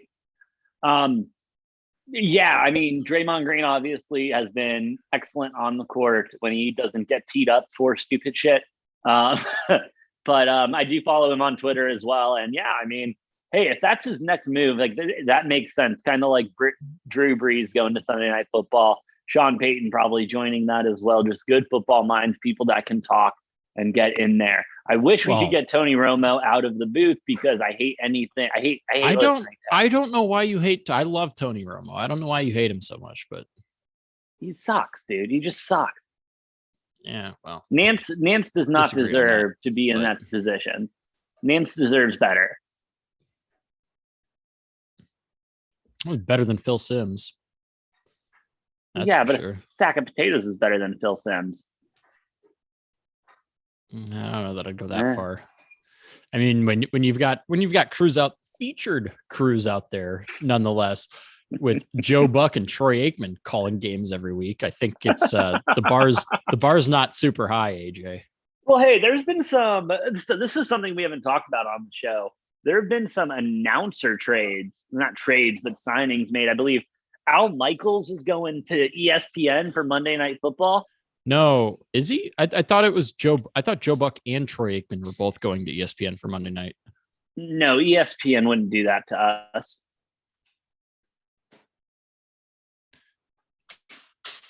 They wouldn't make us sit already through shitty games with those announcers. All I know is I fucking can't stand Troy Aikman more than anybody else who calls games in the NFL. I don't know. And so that's the thing. I don't get why you hate Troy Aikman. How do you not hate Troy Aikman? He's the biggest fucking idiot out there. Like, no, that's Romo.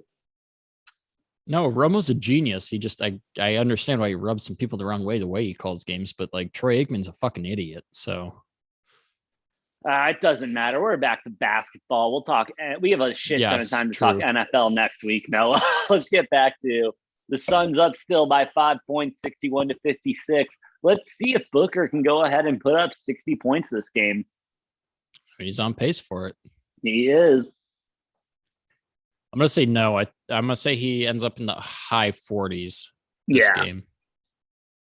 I think he slows down a bit.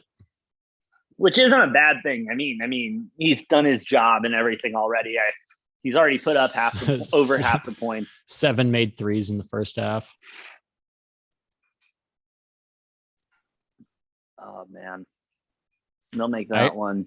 I expect to see Chris Paul maybe taking some more shots, making some more shots this half. Yeah.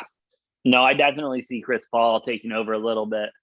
Third quarter is his time to shine. Booker does have 3 fouls, so something to keep a little bit of an eye on. Look for him to take an early break in the third quarter and then come back probably mid-fourth. No, I think he'll play most of the third unless he gets into foul trouble. Oh, nice DA. DA. Nice little shot from DA there. Chris Paul. Let's talk about. Looks like an elbow to the.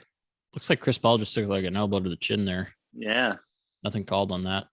No, let's talk about DA for a sec, because that's a player that you and I both had the opportunity to see play in college, go to the NBA, play with the Suns, and now develop into the player that he is today.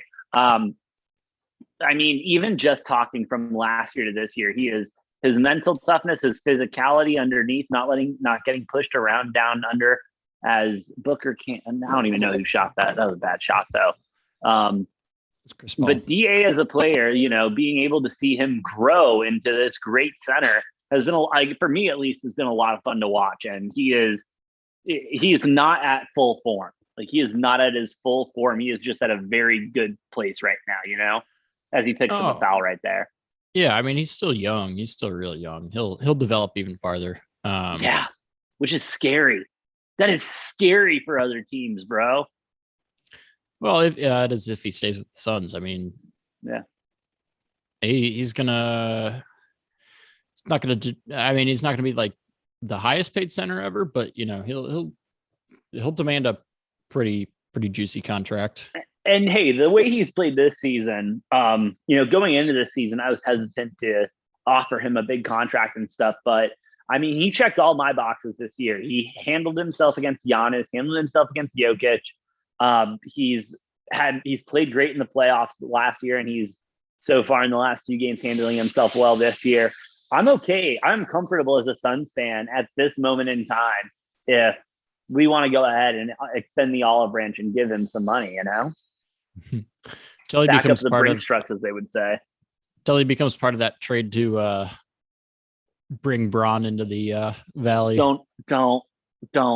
No, Noah, freaking A. I don't need that negativity in my life. It's the last thing I want. Are you telling me you wouldn't go crazy? I mean, who cares who else is on the team if you got Chris Paul, Devin Booker, and LeBron James? That's a championship team. It doesn't even matter who the other pieces are. I don't know if that's a championship team. And if you can somehow keep Bridges in there as well, oh man, I mean, although I think Bridges would have to be part of that trade would be the problem. Have to. But I don't think it matters who else you have. Now that probably won't happen, but if it did, like, I think that would be an instant favorite to win the NBA championship if you like, no matter who else is on the team, if you put together Chris Paul, Booker, and LeBron James. That would, don't get me wrong. And well, you'd have to have Bronny Jr. too. So that automatically brings your team down.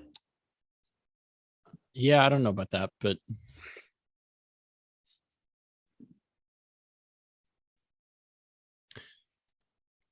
either way, I mean, we'll see. I imagine LeBron's gotta force his way out of LA. I don't think. Oh yeah. Well, he might. Well, he might it's do 3-year plan. Come in, win a championship, ruin their salary cap and their everything, and then leave. Yeah, he might do one more year in LA. To be honest, well, because Bronny goes into the draft next season, right? Potentially, yeah. And then LeBron's a free agent after next year, so he wouldn't even need to be traded. He could just go wherever he wanted. That's probably what I'll end up doing. Suffer one more year with Westbrook and Anthony Davis, formerly known as Street Clothes, because he wears his street clothes more than he wears his uniform. Or the other one, the other nickname that Chuck has for him, Anthony Data Davis. I haven't heard that one. That's awesome. You didn't? Those are the two. That was Charles Barkley came up with both of those nicknames: Anthony Street Clothes Davis and I heard that one. And Anthony Data Davis. Anthony Data Davis. That's awesome. While we're bullshitting, the Pelicans are mounting a nice little comeback here, pulling within one. Yeah. Brandon Ingram with 16 points. Showing a little fight in this game. I don't think it'll ultimately matter, but No, 100%. But hey, a lot more fight than they showed in game one, They looked asleep game one. Yeah, until they kind of came alive late to draw it to a 3 or 5 point game there at some point. But I mean, the Suns are just a better team through and through, so it's not super surprising. No, not at all. But the big three there doesn't go in. Pelicans are going to have a chance to take the lead here. We'll see if they can capitalize. But the Suns' defense has been good, and that's one thing that we've talked about. They hustle on defense, kind of like with the Arizona Wildcats team that we talked about. Their defense is, Mikal Bridges. Oh, they take the lead there. Mikal Bridges, though, should have been Defensive Player of the Year. Just absolutely incredible numbers, incredible hustle. Makes the team better every time he's on the court. I was shocked that he didn't win.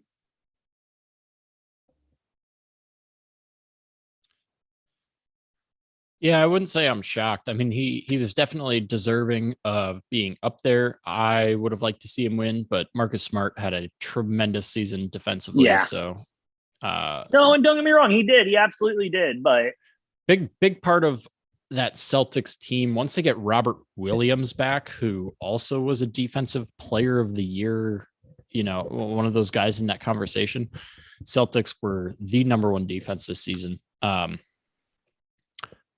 Yeah, I don't know about you, AJ, but I started getting into a little bit of some of my first round series picks, but I do have the Suns over the Celtics in the NBA Finals. I have the Celtics making it to the finals out of the East. Wow. I don't know if you filled that up, the bracket and all that, and like who you have. I'm curious who you have out of the East and out of the. I'm sure you have the Suns out of the West, and the Suns probably winning it, but I'm curious who you have out of the East. Oh man, Noah, it's one of those things. I did not fill out a bracket to the extent that you did. I do not like placing those types of wagers on series and stuff like that. That's just not what I do. But yeah, I've thought about it. And everything. Give me one sec. Because I just gotta check one thing.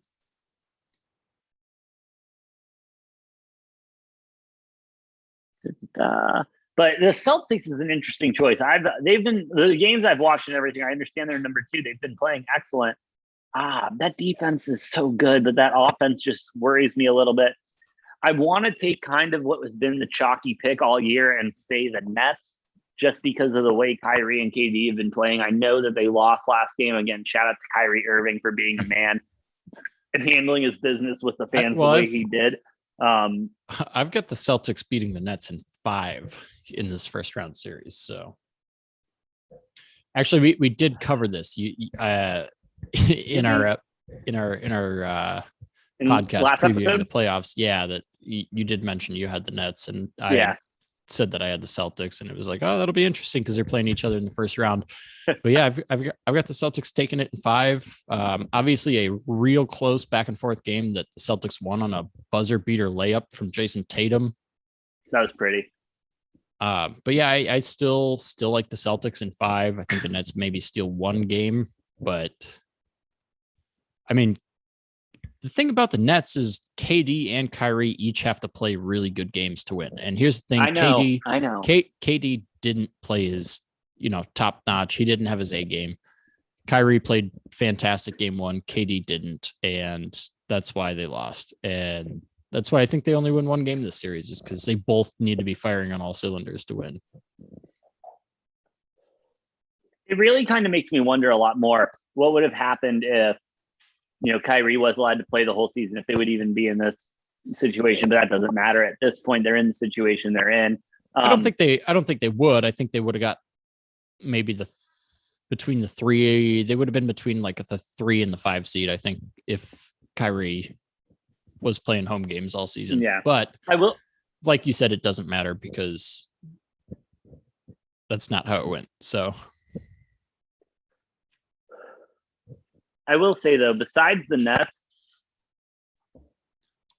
and as a Suns fan, I, more than anything, want the rematch. I want the Bucks. I mean, I would love the rematch, but now, granted, I have second round. I have the Celtics over the Bucks in 7. I have that game or that series going to 7 between the Celtics and the Bucks because I think that'll be a really good one. Okay. But the Bucks aren't quite as good on defense this year as they were last year, so I think that's going to be a big difference maker. Good transition there by New Orleans. Chris Paul. There we go. There you go. CP starting to hit some shots. Finally, get some drop and see some go in.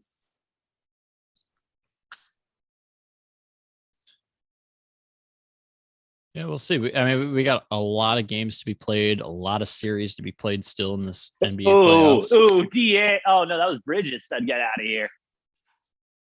And he takes it from Paul, goes to the – oh. Okay, good rebound, DA. Crowder. Nope. Not a good offensive run there by the Suns. Need a better possession there.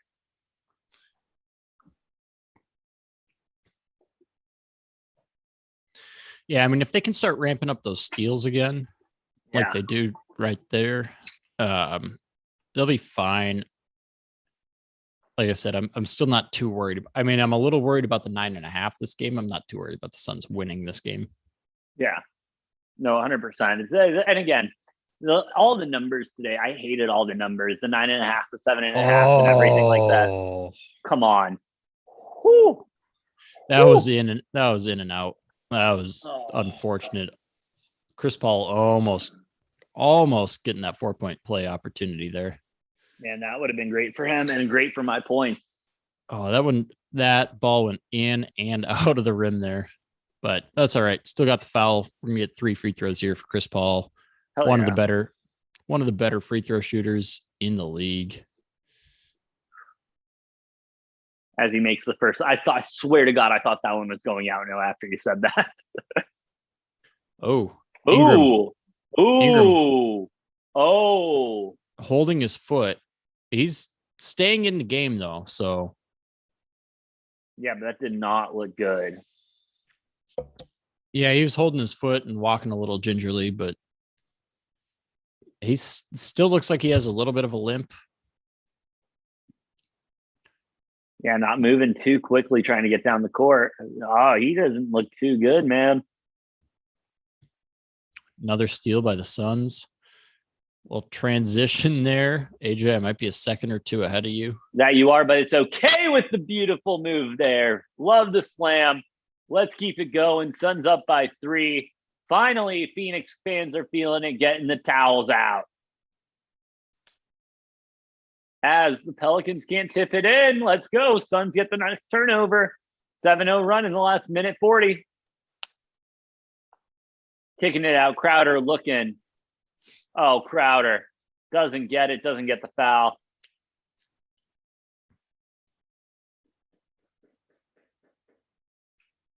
I don't even know what's going on now. The Pelicans can't make a shot, but they get that weird 2 right there. Ooh. Bridges looks like he's slow to get up.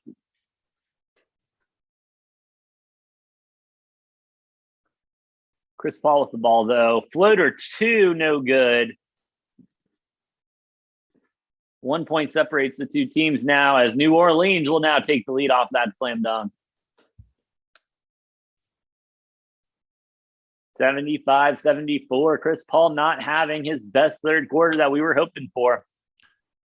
He's been playing decent. Booker's been quiet. I don't think Booker has a single point this quarter.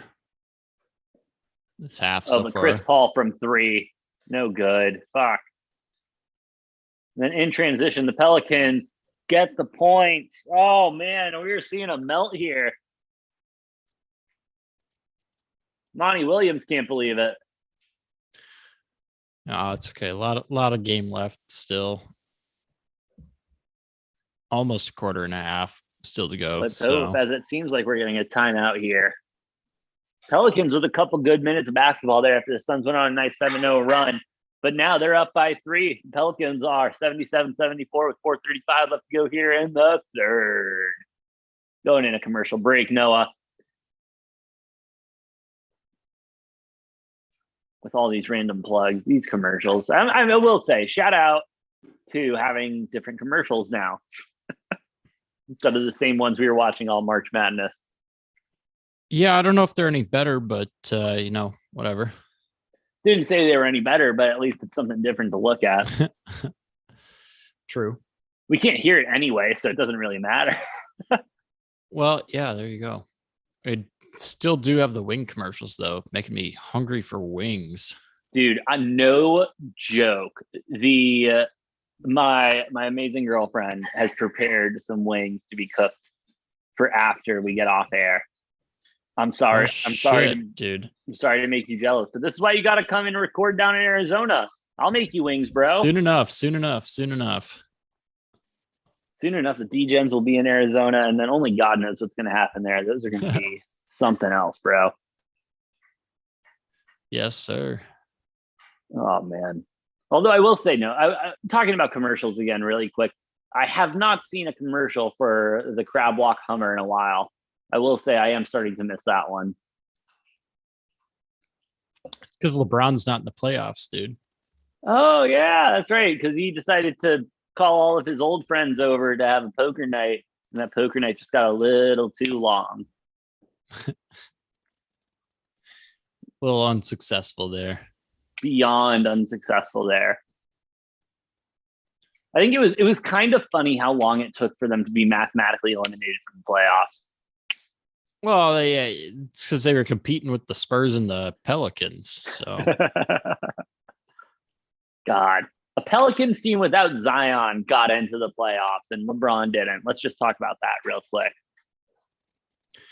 yeah, well, Zion's like 800 pounds. So, you know, Okay, no. Okay, no. You cannot, no. Okay, I will not have Zion slander on this show. This is a but, pro Zion show. well, maybe half pro Zion, I guess. You're not pro Zion? Oh, dude, you're not about the big man who can do a 360 dunk? Can't stay healthy. Fuck off, Noah. Plus, hey, plus I said in that draft too, I said John Morant was going to be the better NBA player than Zion. And so far, you're right. Oh, so far that take's looking real nice because Zion can't stay healthy and John Morant's playing out of his fucking mind. So, well, with our disagreement there being said, I'm going to step away for a hot sec while we're in commercial break. I'll be right back. sounds good, dog.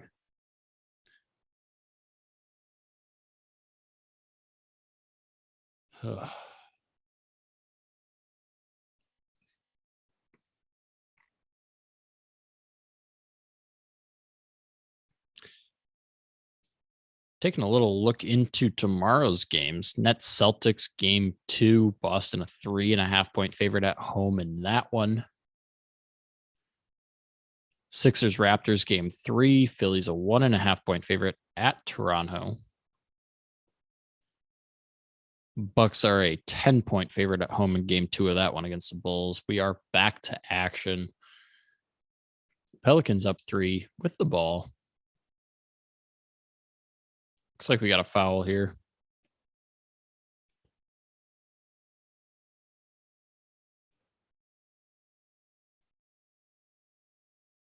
Landry Shamet checking into the game for the first time this playoffs. Campaign in.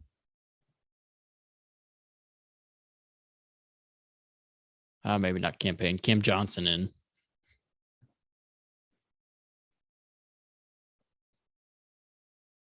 Suns are going to have to keep this close, if not take back a lead before they get their starters back in here. It looks like campaign, Cam Johnson, Landry Shamet, DeAndre Ayton.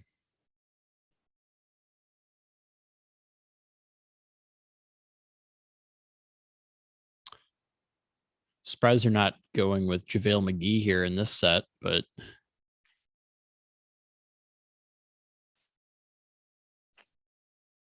A little surprised. Yeah, really. Where is he? I mean, I think they're trying to like keep some of the starters in it at least at the same time, but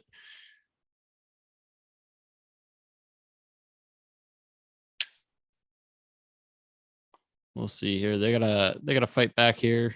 Oh, Ooh, is that a turnover there? I cannot tell. It's like maybe they call it travel on campaign there.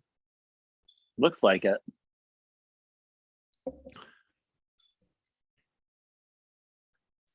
And now we see JaVale McGee checking in.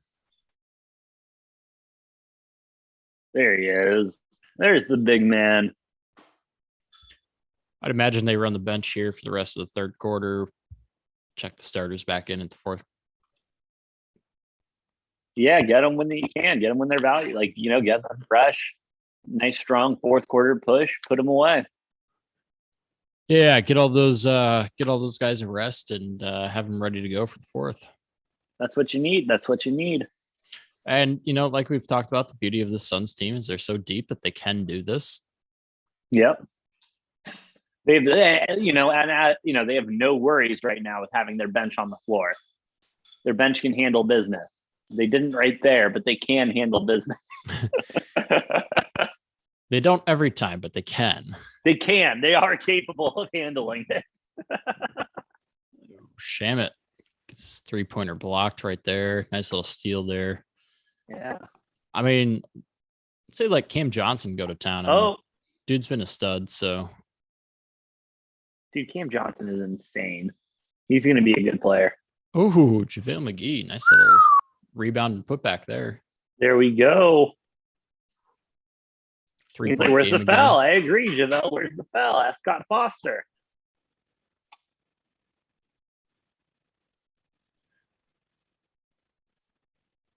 Yeah, showing the Suns just aren't making any field goals this game. Big three. Shoo.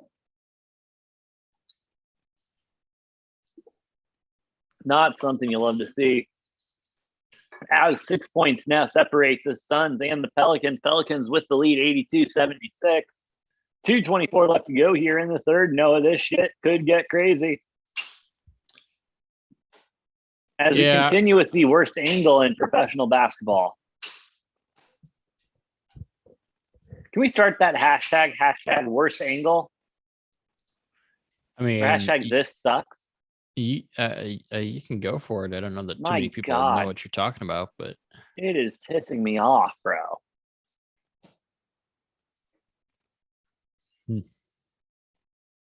Oh, come on. Oh, there we go. Are we going to foul there? Thank you. That's Sadie. He essentially bear hugged him. What did I do? What did I do? You ran into him and bear hugged him. That's what you did.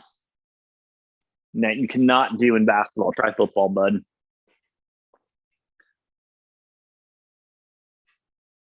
As we see the Suns trying. Oh, what the fuck was that? Oh, okay, it's fine. Another call on Murphy, the third. I believe that's his third foul of the day. But no, I think that's the next thing I'm going to buy for the studio is a little snare drum with a cymbal, so we can do some rim shots. Like an actual snare drum? Yeah, so I can let Jessica just like grab a drumstick and go ba-bum. I think it's a good investment long term. All right. Yeah, as JaVale McGee was the first one. For it.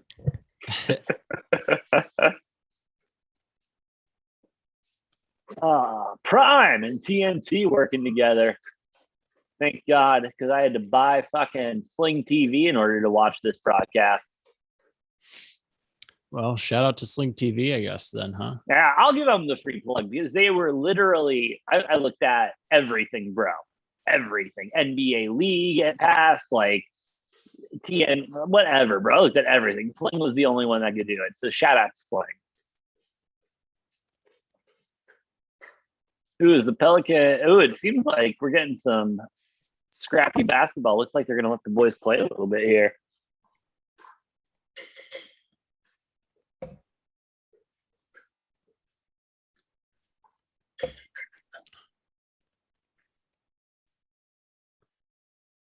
Oof. 14 seconds left on the shot clock. There's the shot, and it's good, son of a bitch. Yeah, Brandon Ingram having a nice little game here for himself. Yeah, he is doing his thing. Shout out. Would love for the Suns to pick it up a little bit going into the fourth quarter here. Landry Shamet. Shamet said, hello, my name is Shamet, and I am here to stay. This is the playoffs. Welcome to the playoffs, Shamet. Was that slam dunk? Yeah, like I said, so long as the backups can keep it to 3 or 4 points by the end of this quarter, it's not going to be that big of a deal because I think Sun starters come in and they'll be fine in the fourth quarter. No, 100%. As the Suns looking to keep up tempo here. Ooh, sloppy pass though. Yeah, Booker, I believe, with still 0 points in the second half so far. Let me double check. As we have 48 seconds left to go here in the third, excuse me.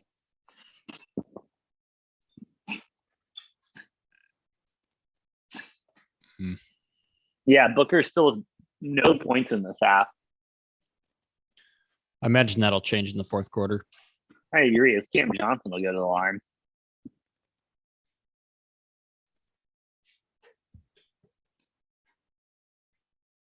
Noah, by the way, thanks for asking. My same big game parlay looks like it's dead.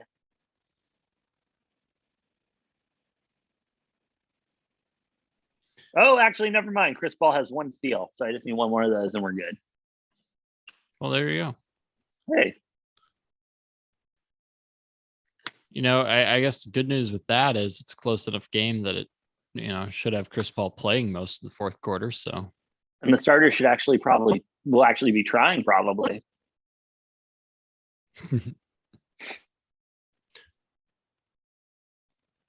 With the clock running down, less than 30 seconds left, 14 on the shot clock, the Suns will get 1 more possession going into the half. Going into the end of the quarter with 88-81. 5 seconds left now. Pelicans to the rim. Blocked, but it looks like we will get a foul. The Pelicans will go to the line. Yep. As both teams are now in bonus. 15.2 left on the clock. Ingram going to the line.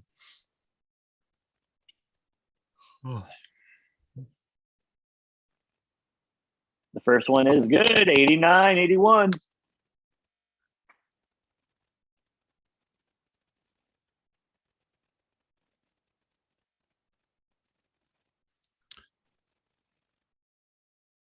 As we wait and wait and wait, the shot.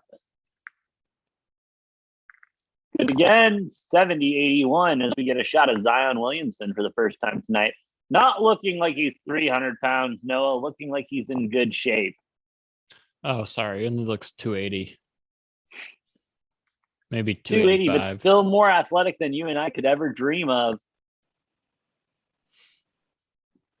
The Suns got another one, 83-90 going into the quarter. Down by 7. We await the fourth quarter. All right.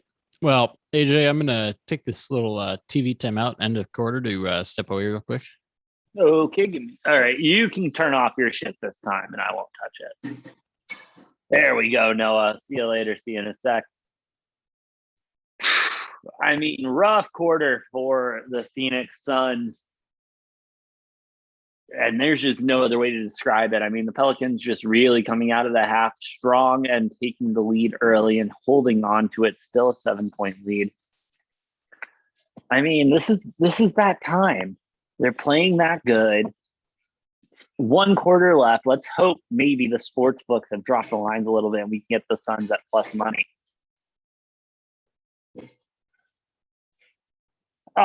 You cannot get them at plus money, but you're probably going to see them at the best line. You're going to see them all night. Plus 1.5 at minus 140, minus 110 on the money line. The Pelicans are minus 1.5 at plus 110. So,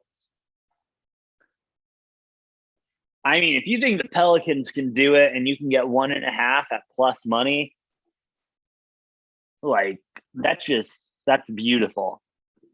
Because you don't see that every day, especially even in live betting, you don't see that every day. So, the plus money on the 1.5 going into the fourth quarter is very nice if you're a Pelicans bettor. And if watching this game, you think the Pelicans can pull it off and they're going to win by a 2-pointer, that's the route to go. They're minus 120 on the money line, slight favorite, a 10-cent favorite. I'm going to do it. I'm going to slam Suns money line. At minus 110, that's going to be the best number you're going to see it at. I'm going to put 3 units on it.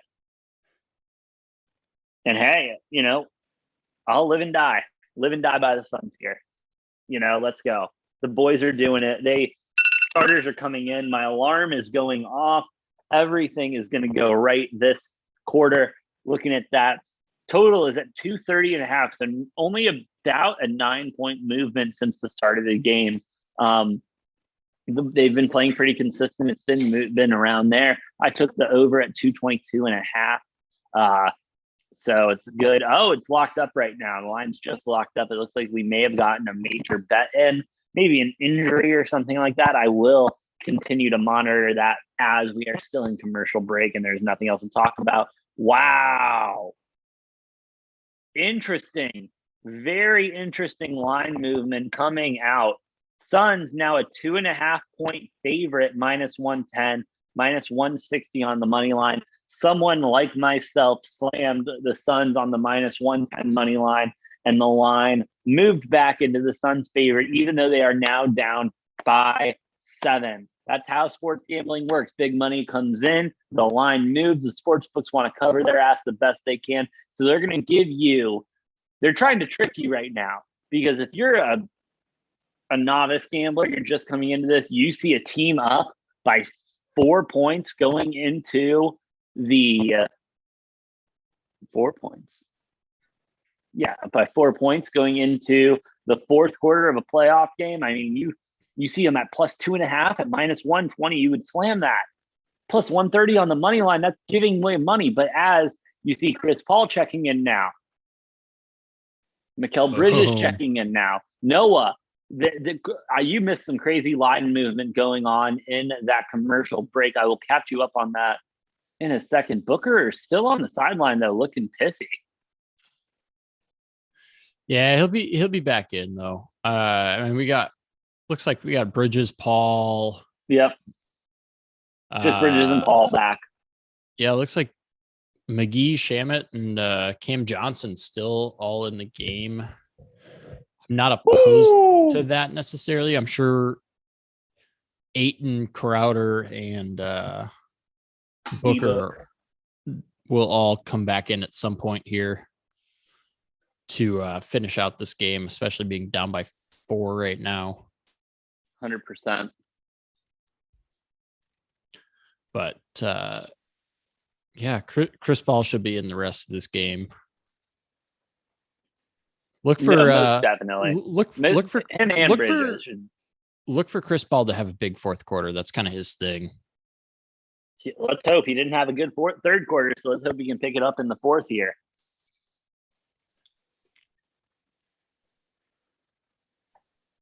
As he gets the ball, he's looking for it. He's a good facilitator, bro, when it comes to it at the end, you know. Oh, Cam Johnson. God, he's good.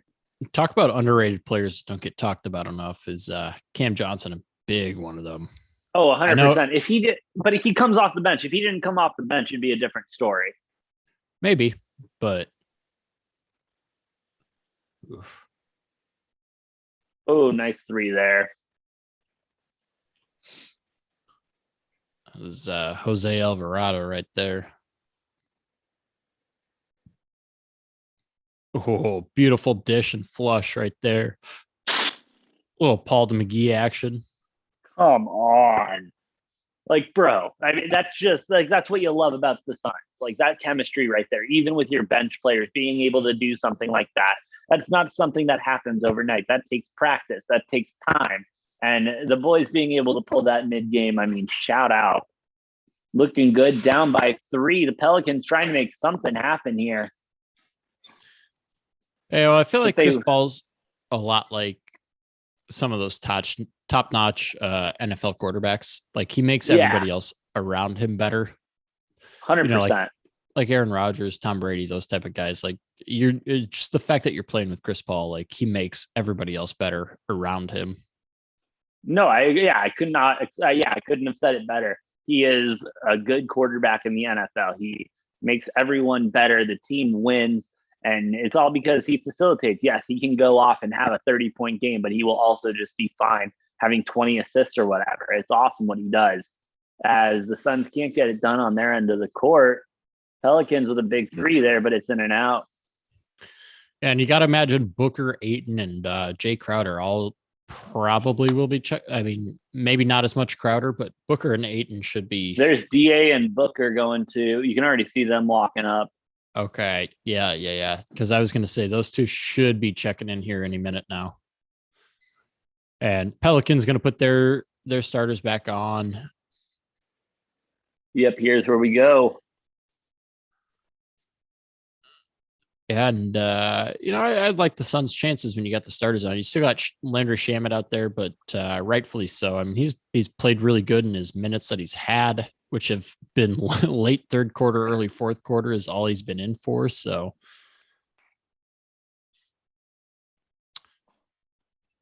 see what happens here. We got a 1-point game now. Here we go. Nice little steal there. Beautiful, beautiful. Boom. God. And the flush. Hey, they're back. Like you said, just had to wait for the starters to get in as long as the bench could keep it within range. Well, and that's the beauty of this team. We've said it multiple times, but this bench is deep enough. They're good enough to keep the team in a game. Like, it's so nice to be in the position that you are if you're Monty Williams, to be able to play, almost your entire bench in a close game in the playoffs and not have to worry about the lead getting out of hand. Now, it did balloon up to not at all. It did balloon up to 8 at one point, but then they got it back down to like 2 before 2 or 3 or 4 before the starters came back in. So yeah, which is awesome. I mean, and so deep, so much talent this team has, and they continue to display it. It's unbelievable. Yeah, you could argue that the Suns don't have the best starting 5 in the entire NBA, but their 6 through 10 is better than any other team in the entire NBA. 100%. And I will take that to the grave. Like, their 6 through 10 this year is better than any other team in the NBA. And the fact that you can put your bench in, give your guys some rest. Like, we're about to see, what do we at? Did Booker and Ayton both check back in? Yes, Booker and Ayton checked back in. And Jay Crowder, as far as I saw, probably a couple minutes from now, Jay Crowder is going to check back in for Landry Shamet. Yep. You're going to have the starting 5 back out there, all with fresh legs. Oh, by the way, while you were away, I threw 3 units on Suns minus 110 on the money line. They were only minus 110. And they were plus 1.5 at minus 140. Ooh. Man. So I slammed the 110 and then it moved immediately after I placed that bet to 160. I like it. And and Noah, I never place 3 unit bets. Like, I am a 1.5 unit better at most. Like, 3 units for me. Like, I feel good about this squad. Yeah, I mean, I don't usually place 3 unit bets or anything, except for when I put 25 units on a single golf bet, but that's a different story. I will never forget that. I will never forget that fucking text exchange between us. It was, hey, slam Cantley, slam him now. No, Scheffler. And then I was like, Scheffler, excuse me, not Cantley. My bad. That was last tournament. And I was talking to. Here's the thing.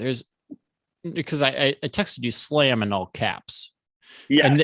And you know well enough. The viewers might not know, but if there's a difference between me saying slam lowercase versus all caps slam Cantley or slam Scheffler plus 100. I was like, I don't know how that bet loses. It couldn't lose. And guess what? It didn't lose. Booker's still on the bench. Hamstring will not return. Uh-oh. Whoa. That I feel like we're not going to know how big of a deal that is until tomorrow. But no, yeah, that's going to be a tomorrow thing. I mean, I'm not worried about this game and everything. I mean, as we have said, the Suns are deep enough they can manage and everything, next man up. But he's still on the bench. So if it was serious, he would not be sitting there right now. No, if it was bad, he'd probably be in the locker room. So more than anything is probably Monty, as we were talking about earlier, thinking this is not a one series thing. This is God, that's beautiful. I love you, DA. This is a multi-series. We're going to the finals. I need Booker healthy. I'm not going to waste him on a game 2 with the Pelicans. No, there's a reason Monty was runner-up for Coach of the Year last year. He's probably going to win it this year, is because he knows what he's doing. His game management, his game plan, everything else like that. We might see, who knows? I mean, even if it's questionable, in a series like this, if you take a 2-0 lead, I wouldn't be surprised to see Monty maybe keep Booker out for like a game 3, maybe even a game 4. Because Suns can win without Booker. They've done it. They did it in the regular season. They won without Booker. They won without Paul. They won without DA. Yeah. Booker's stretch where he was playing incredible was with Chris Paul and DeAndre Ayton both out at the same time. That was when he kind of like vaulted himself into the MVP conversation, because this team is it's just such a good team that they can, I don't know if they can win a championship without Booker, but they can win a series or 2 without Booker. Well, 100%. And we see Chris Paul miss one there, but no, I agree with you. I hope it's not serious. I mean, like we said, he's on the bench, so it must be cautionary more than anything else. But let's hope Book's okay, and we can see him in the next game or 2. As we do have a 1-point game in Phoenix right now. Phoenix 98, Pelicans 99. Nice little tip on the inbounds there. There we go, DA. And, obviously you got, looks like Landry Shamet in for Booker, but Shamet's a tremendous defender and he's super long. He's got a really, really nice wingspan. He's a great defender. Great defender. There's a great article out on Suns.com right now about Shamet and his journey to the NBA and how he got this opportunity and everything. That's really good. As the Pelicans drain a really nice 3 right there. 102.98, bro.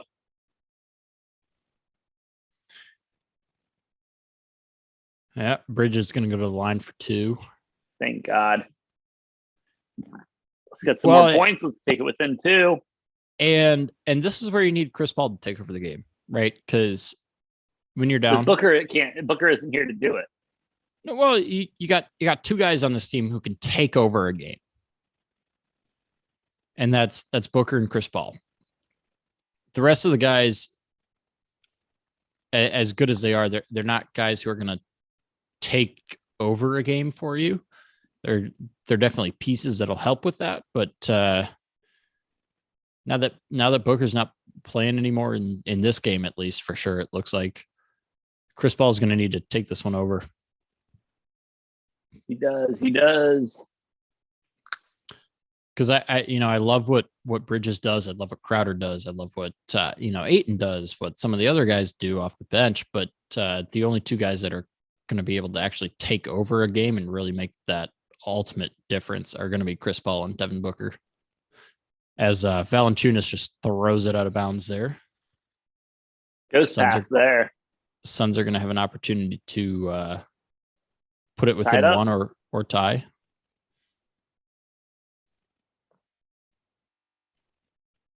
Got a foul there. Chris Paul, the ageless wonder. Honestly. He is. What's Ibotta?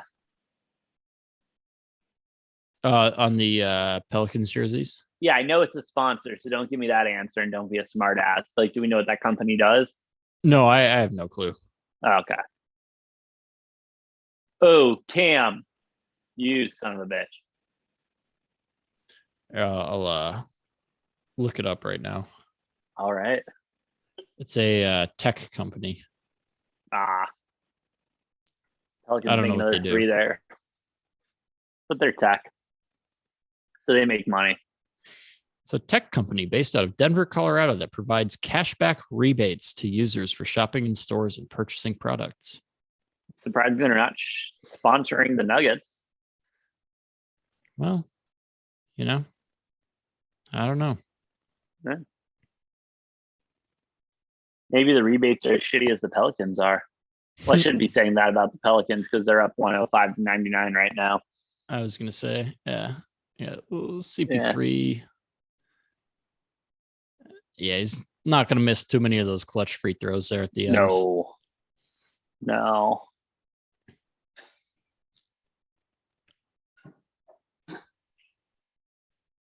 Love to see the live lines of sports gambling now being broadcasted on TV. I was gonna say, I'm surprised we're at the point where like that's acceptable. I know that was a big thing with the XFL, which I thought was one of the coolest things they did before they had their COVID shutdown.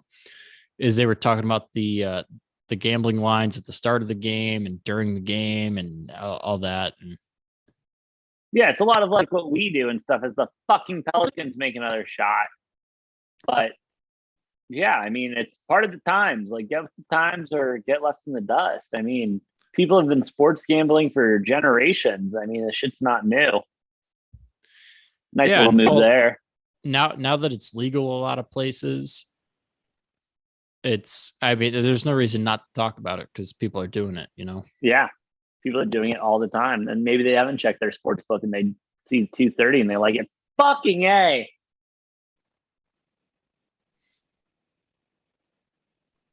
Down by 7, the Suns are now, bro. We need a miracle and a half here with 4 minutes left. Oh, make that 4. Woo! I wouldn't say a miracle and a half. Never mind, Noah. That was a nice 3 right there. We were looking sloppy as hell for a sec.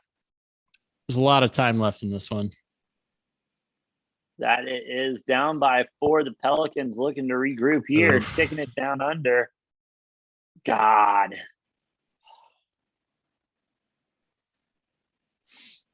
We just cannot stop them behind the 3 right now. They are just fire behind there right now.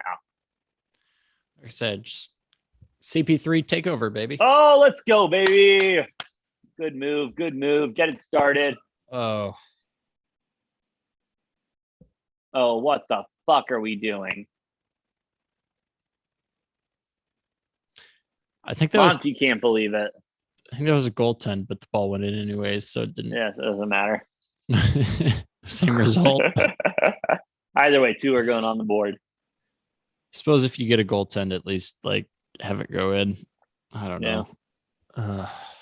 We got 5, 6, 7 point game now. Yep. 7 point game. What is the live line right now?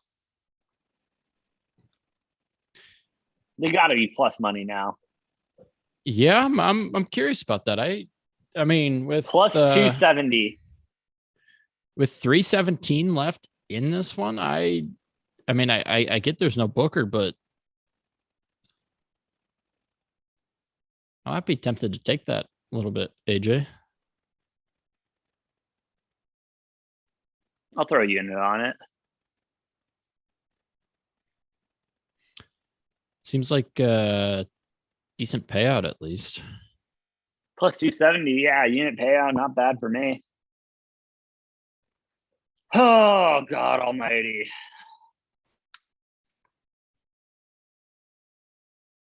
Let's see what happens here. Also, shout out to Jimmy G for getting so much screen time and not being a starting quarterback anywhere yet.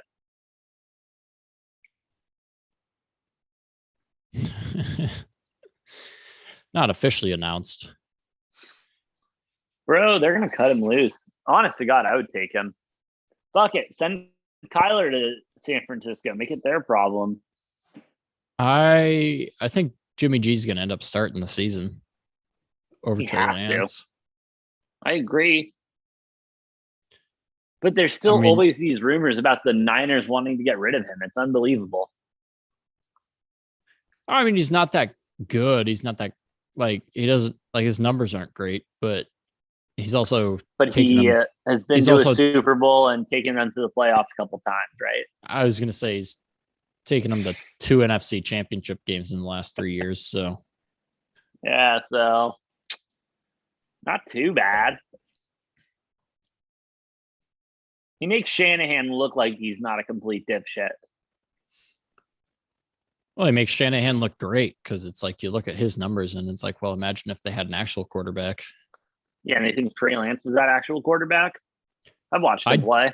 No, I don't, but that's why I'm saying I think Jimmy G's the best option they have, but like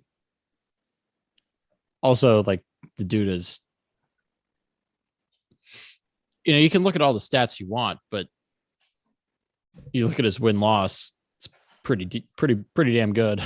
No, his compared to most win-loss is quarterbacks, so- unbelievable. No, absolutely. And the only reason we're talking football right now is because we're in commercial break. Shout And out to I do think there is something to be said about wins and people who are just on winning teams. Like, no 100%. that winning mentality does have a factor.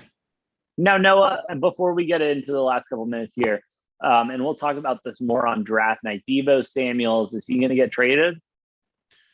No. Same thing with AJ Brown and Terry McLaurin. They're all going to get paid. Yeah. None of those teams are letting those guys go. No, they can't. And they all have the same agent, by the way, which is why they're all asking for more money. Interesting. I didn't know they had the same agent. Yeah, I think that's something not a lot of people realize. So they all have the same agent.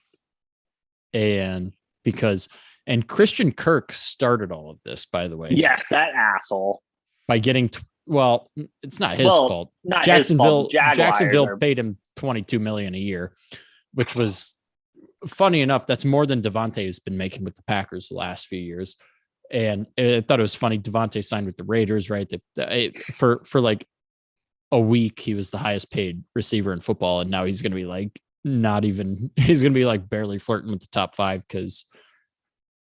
Hey, I'm sorry to interrupt. Suns are now a 5.5 point dog plus 650 on the money line. Do I keep chasing? Yeah, I love that 650. I don't see why not. 340. Okay. Well, 340 is thought the same thing. 340 is a lot different than 650. I mean, 375. I would have jumped all over 650. I don't. 650, yeah. But yeah, I'll stick with my 270 and I'll be fine. All 3 of those guys have the same agent. They're all going to get paid. I think they're all going to get re-signed and paid by their teams. Like they're going to figure something out. All right, here we go. Jay Crowder, beautiful corner 3 right there. Let's go, Crowder. 5-point game, 3 minutes left. Suns defense is going to need to come up here and make a stop. We need a turnover. We need something here. Or within the next, we need something here. We have 2 minutes left.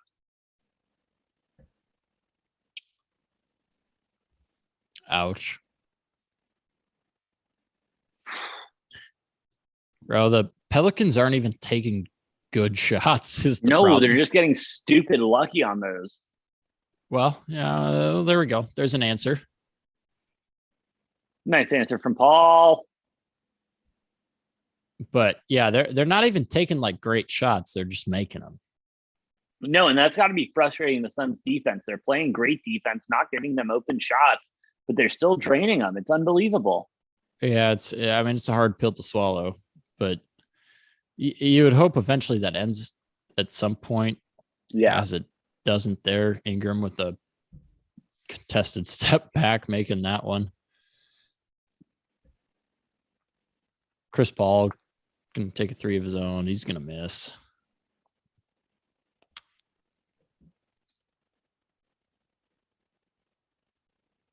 Yeah, not looking good. Well, I don't know. Looks like the Scott Foster trend is going to continue with Chris Paul. Yeah, that does. I can cash out my bets now for 25 cents. Noah, should I do that?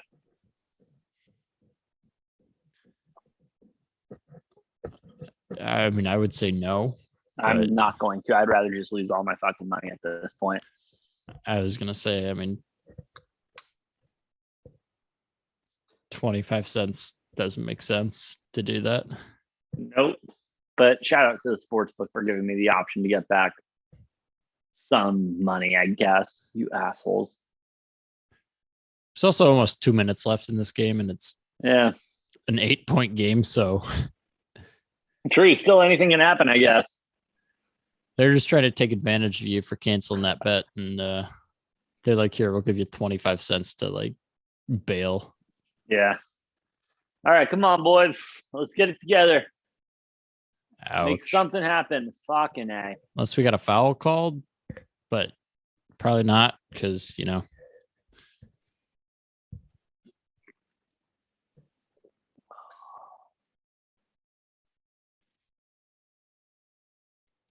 Yeah. This is looking like it might be Pelicans game. Yeah. Minute 24 left to go here. Up by 8. It's really not going to matter that much. Like, because the Suns are In going the to win long this. run, no. But for Suns are my going to win this. bankroll, it does. Suns are going to win the series. The biggest issue is Booker. Okay. Yeah. Is Booker going to be able to come back? Is this going to be a bigger issue, or what are we dealing with here?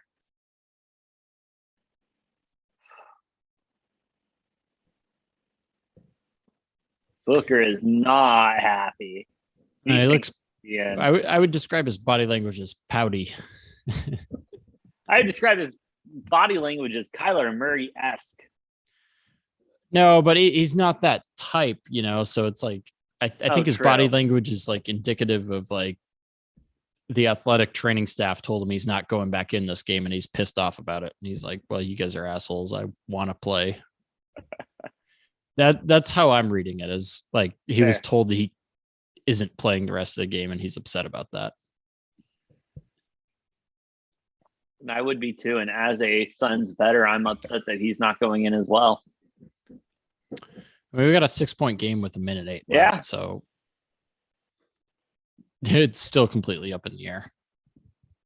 So we'll get a foul there on Crowder, it looks like.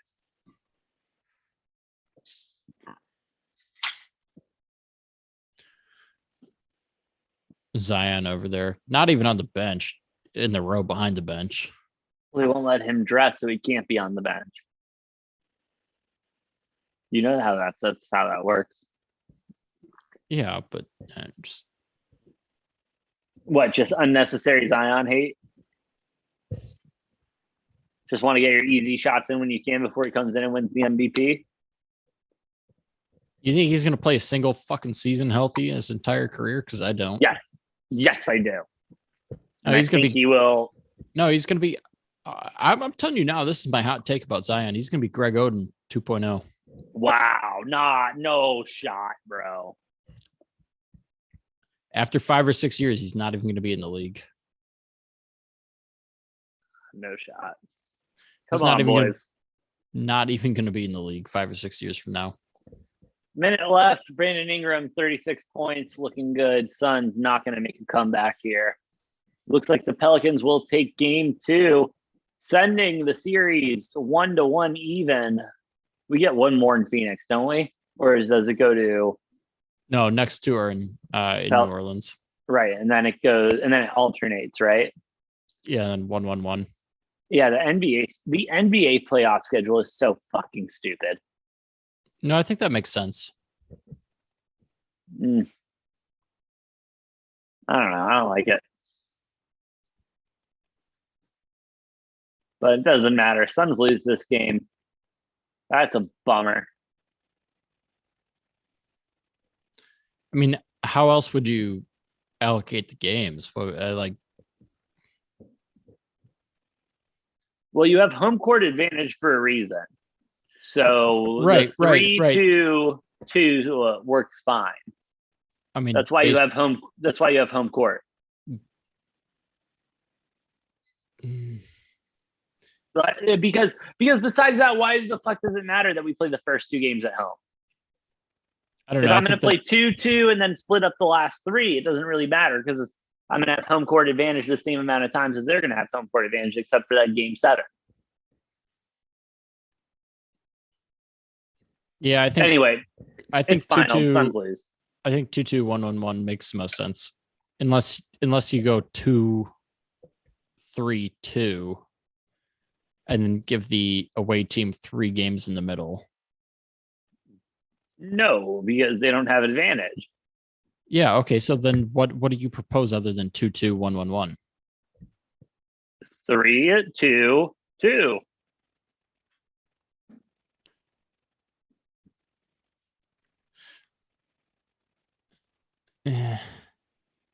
So you're saying you're giving the home team 5 games instead of 4 games? So instead of 4-3, they get 5 home games. The away team only gets 2. Okay, I get. Okay, no, I'm saying I guess you need to you should front load it because this whole 2-2 and then the 1-1-1 is just bullshit. Like, it's just dumb. Like the 1-1 is just dumb. Making both teams travel to then go play a game. You're not going to get good basketball. It's just stupid. The only other solution I could see other than the 2-2, 1-1-1 would be 2, and then you give the lower seed 3 games in the middle. You give them games 3, 4, and 5, and then 6 and 7 are the home teams. But then you're going to have, then I guess then there's an argument that the away team's getting a little bit of an advantage in the middle, because if they steal one of the first 2, then they exactly, and that's not. Which is why I think whatever. the 2-2, 1-1-1 works the best, and that's probably why that's used by all of the professional sports leagues in these 7-game series. I guess whatever. Although, I have a different. Does baseball do it different? Baseball maybe does differently. Baseball, and that's where I kind of got it from. Baseball does 3-2-2. Well, do the first 3 games at home, game 5 and 6 or a game 6. I'm sorry, excuse me. Game 4 and 5 are away. Game 6 and 7 are at home for the home team. Well, we don't need to talk about how fucked up the MLB is. So nope, because that's a whole other conversation. And then we can go ahead and talk about FIFA as well if we want to talk about that as well. But Noah, it's been a basketball night. The Suns lost, unfortunately, the night we decided to cover them. They will hopefully bounce back in New Orleans in the next couple games. And let's go ahead and send this one to 5. Let's just make it a quick 5. And Booker, bro, please be healthy, my man. I still wouldn't be surprised to see Monty sit Booker. Sit him for third, yeah. Or at least give him minutes restriction, I can see that, but we need him on the court. And I think the last 2 quarters really showed that. But Noah, before we sign off for the evening, any other thoughts for the D-Gens? I mean, Suns can easily win the series in 5 still without Booker. So, ease him back. Don't push it. Monty won't. So no stress there. 100% Suns in 5. Let's go. We will be live. We will release more podcasts next week, but we will be live next Thursday for the NBA. Oh my God. NFL draft. We will be live for the first round of the NFL live draft. Follow us on Twitter at DGenTakes for more information, because Noah, I think we might finally be able to do it. I really think Thursday might be the day we do it. So I'm not going to say it now because I don't want to jinx anything, but follow us on Twitter for more updates, because YouTube may not be the only way you can watch our first round coverage. And we'll get into that. Follow us on Twitter at DGenTakes for those updates. But till next time, we will see you on Degenerate Takes. How do I end this? This is not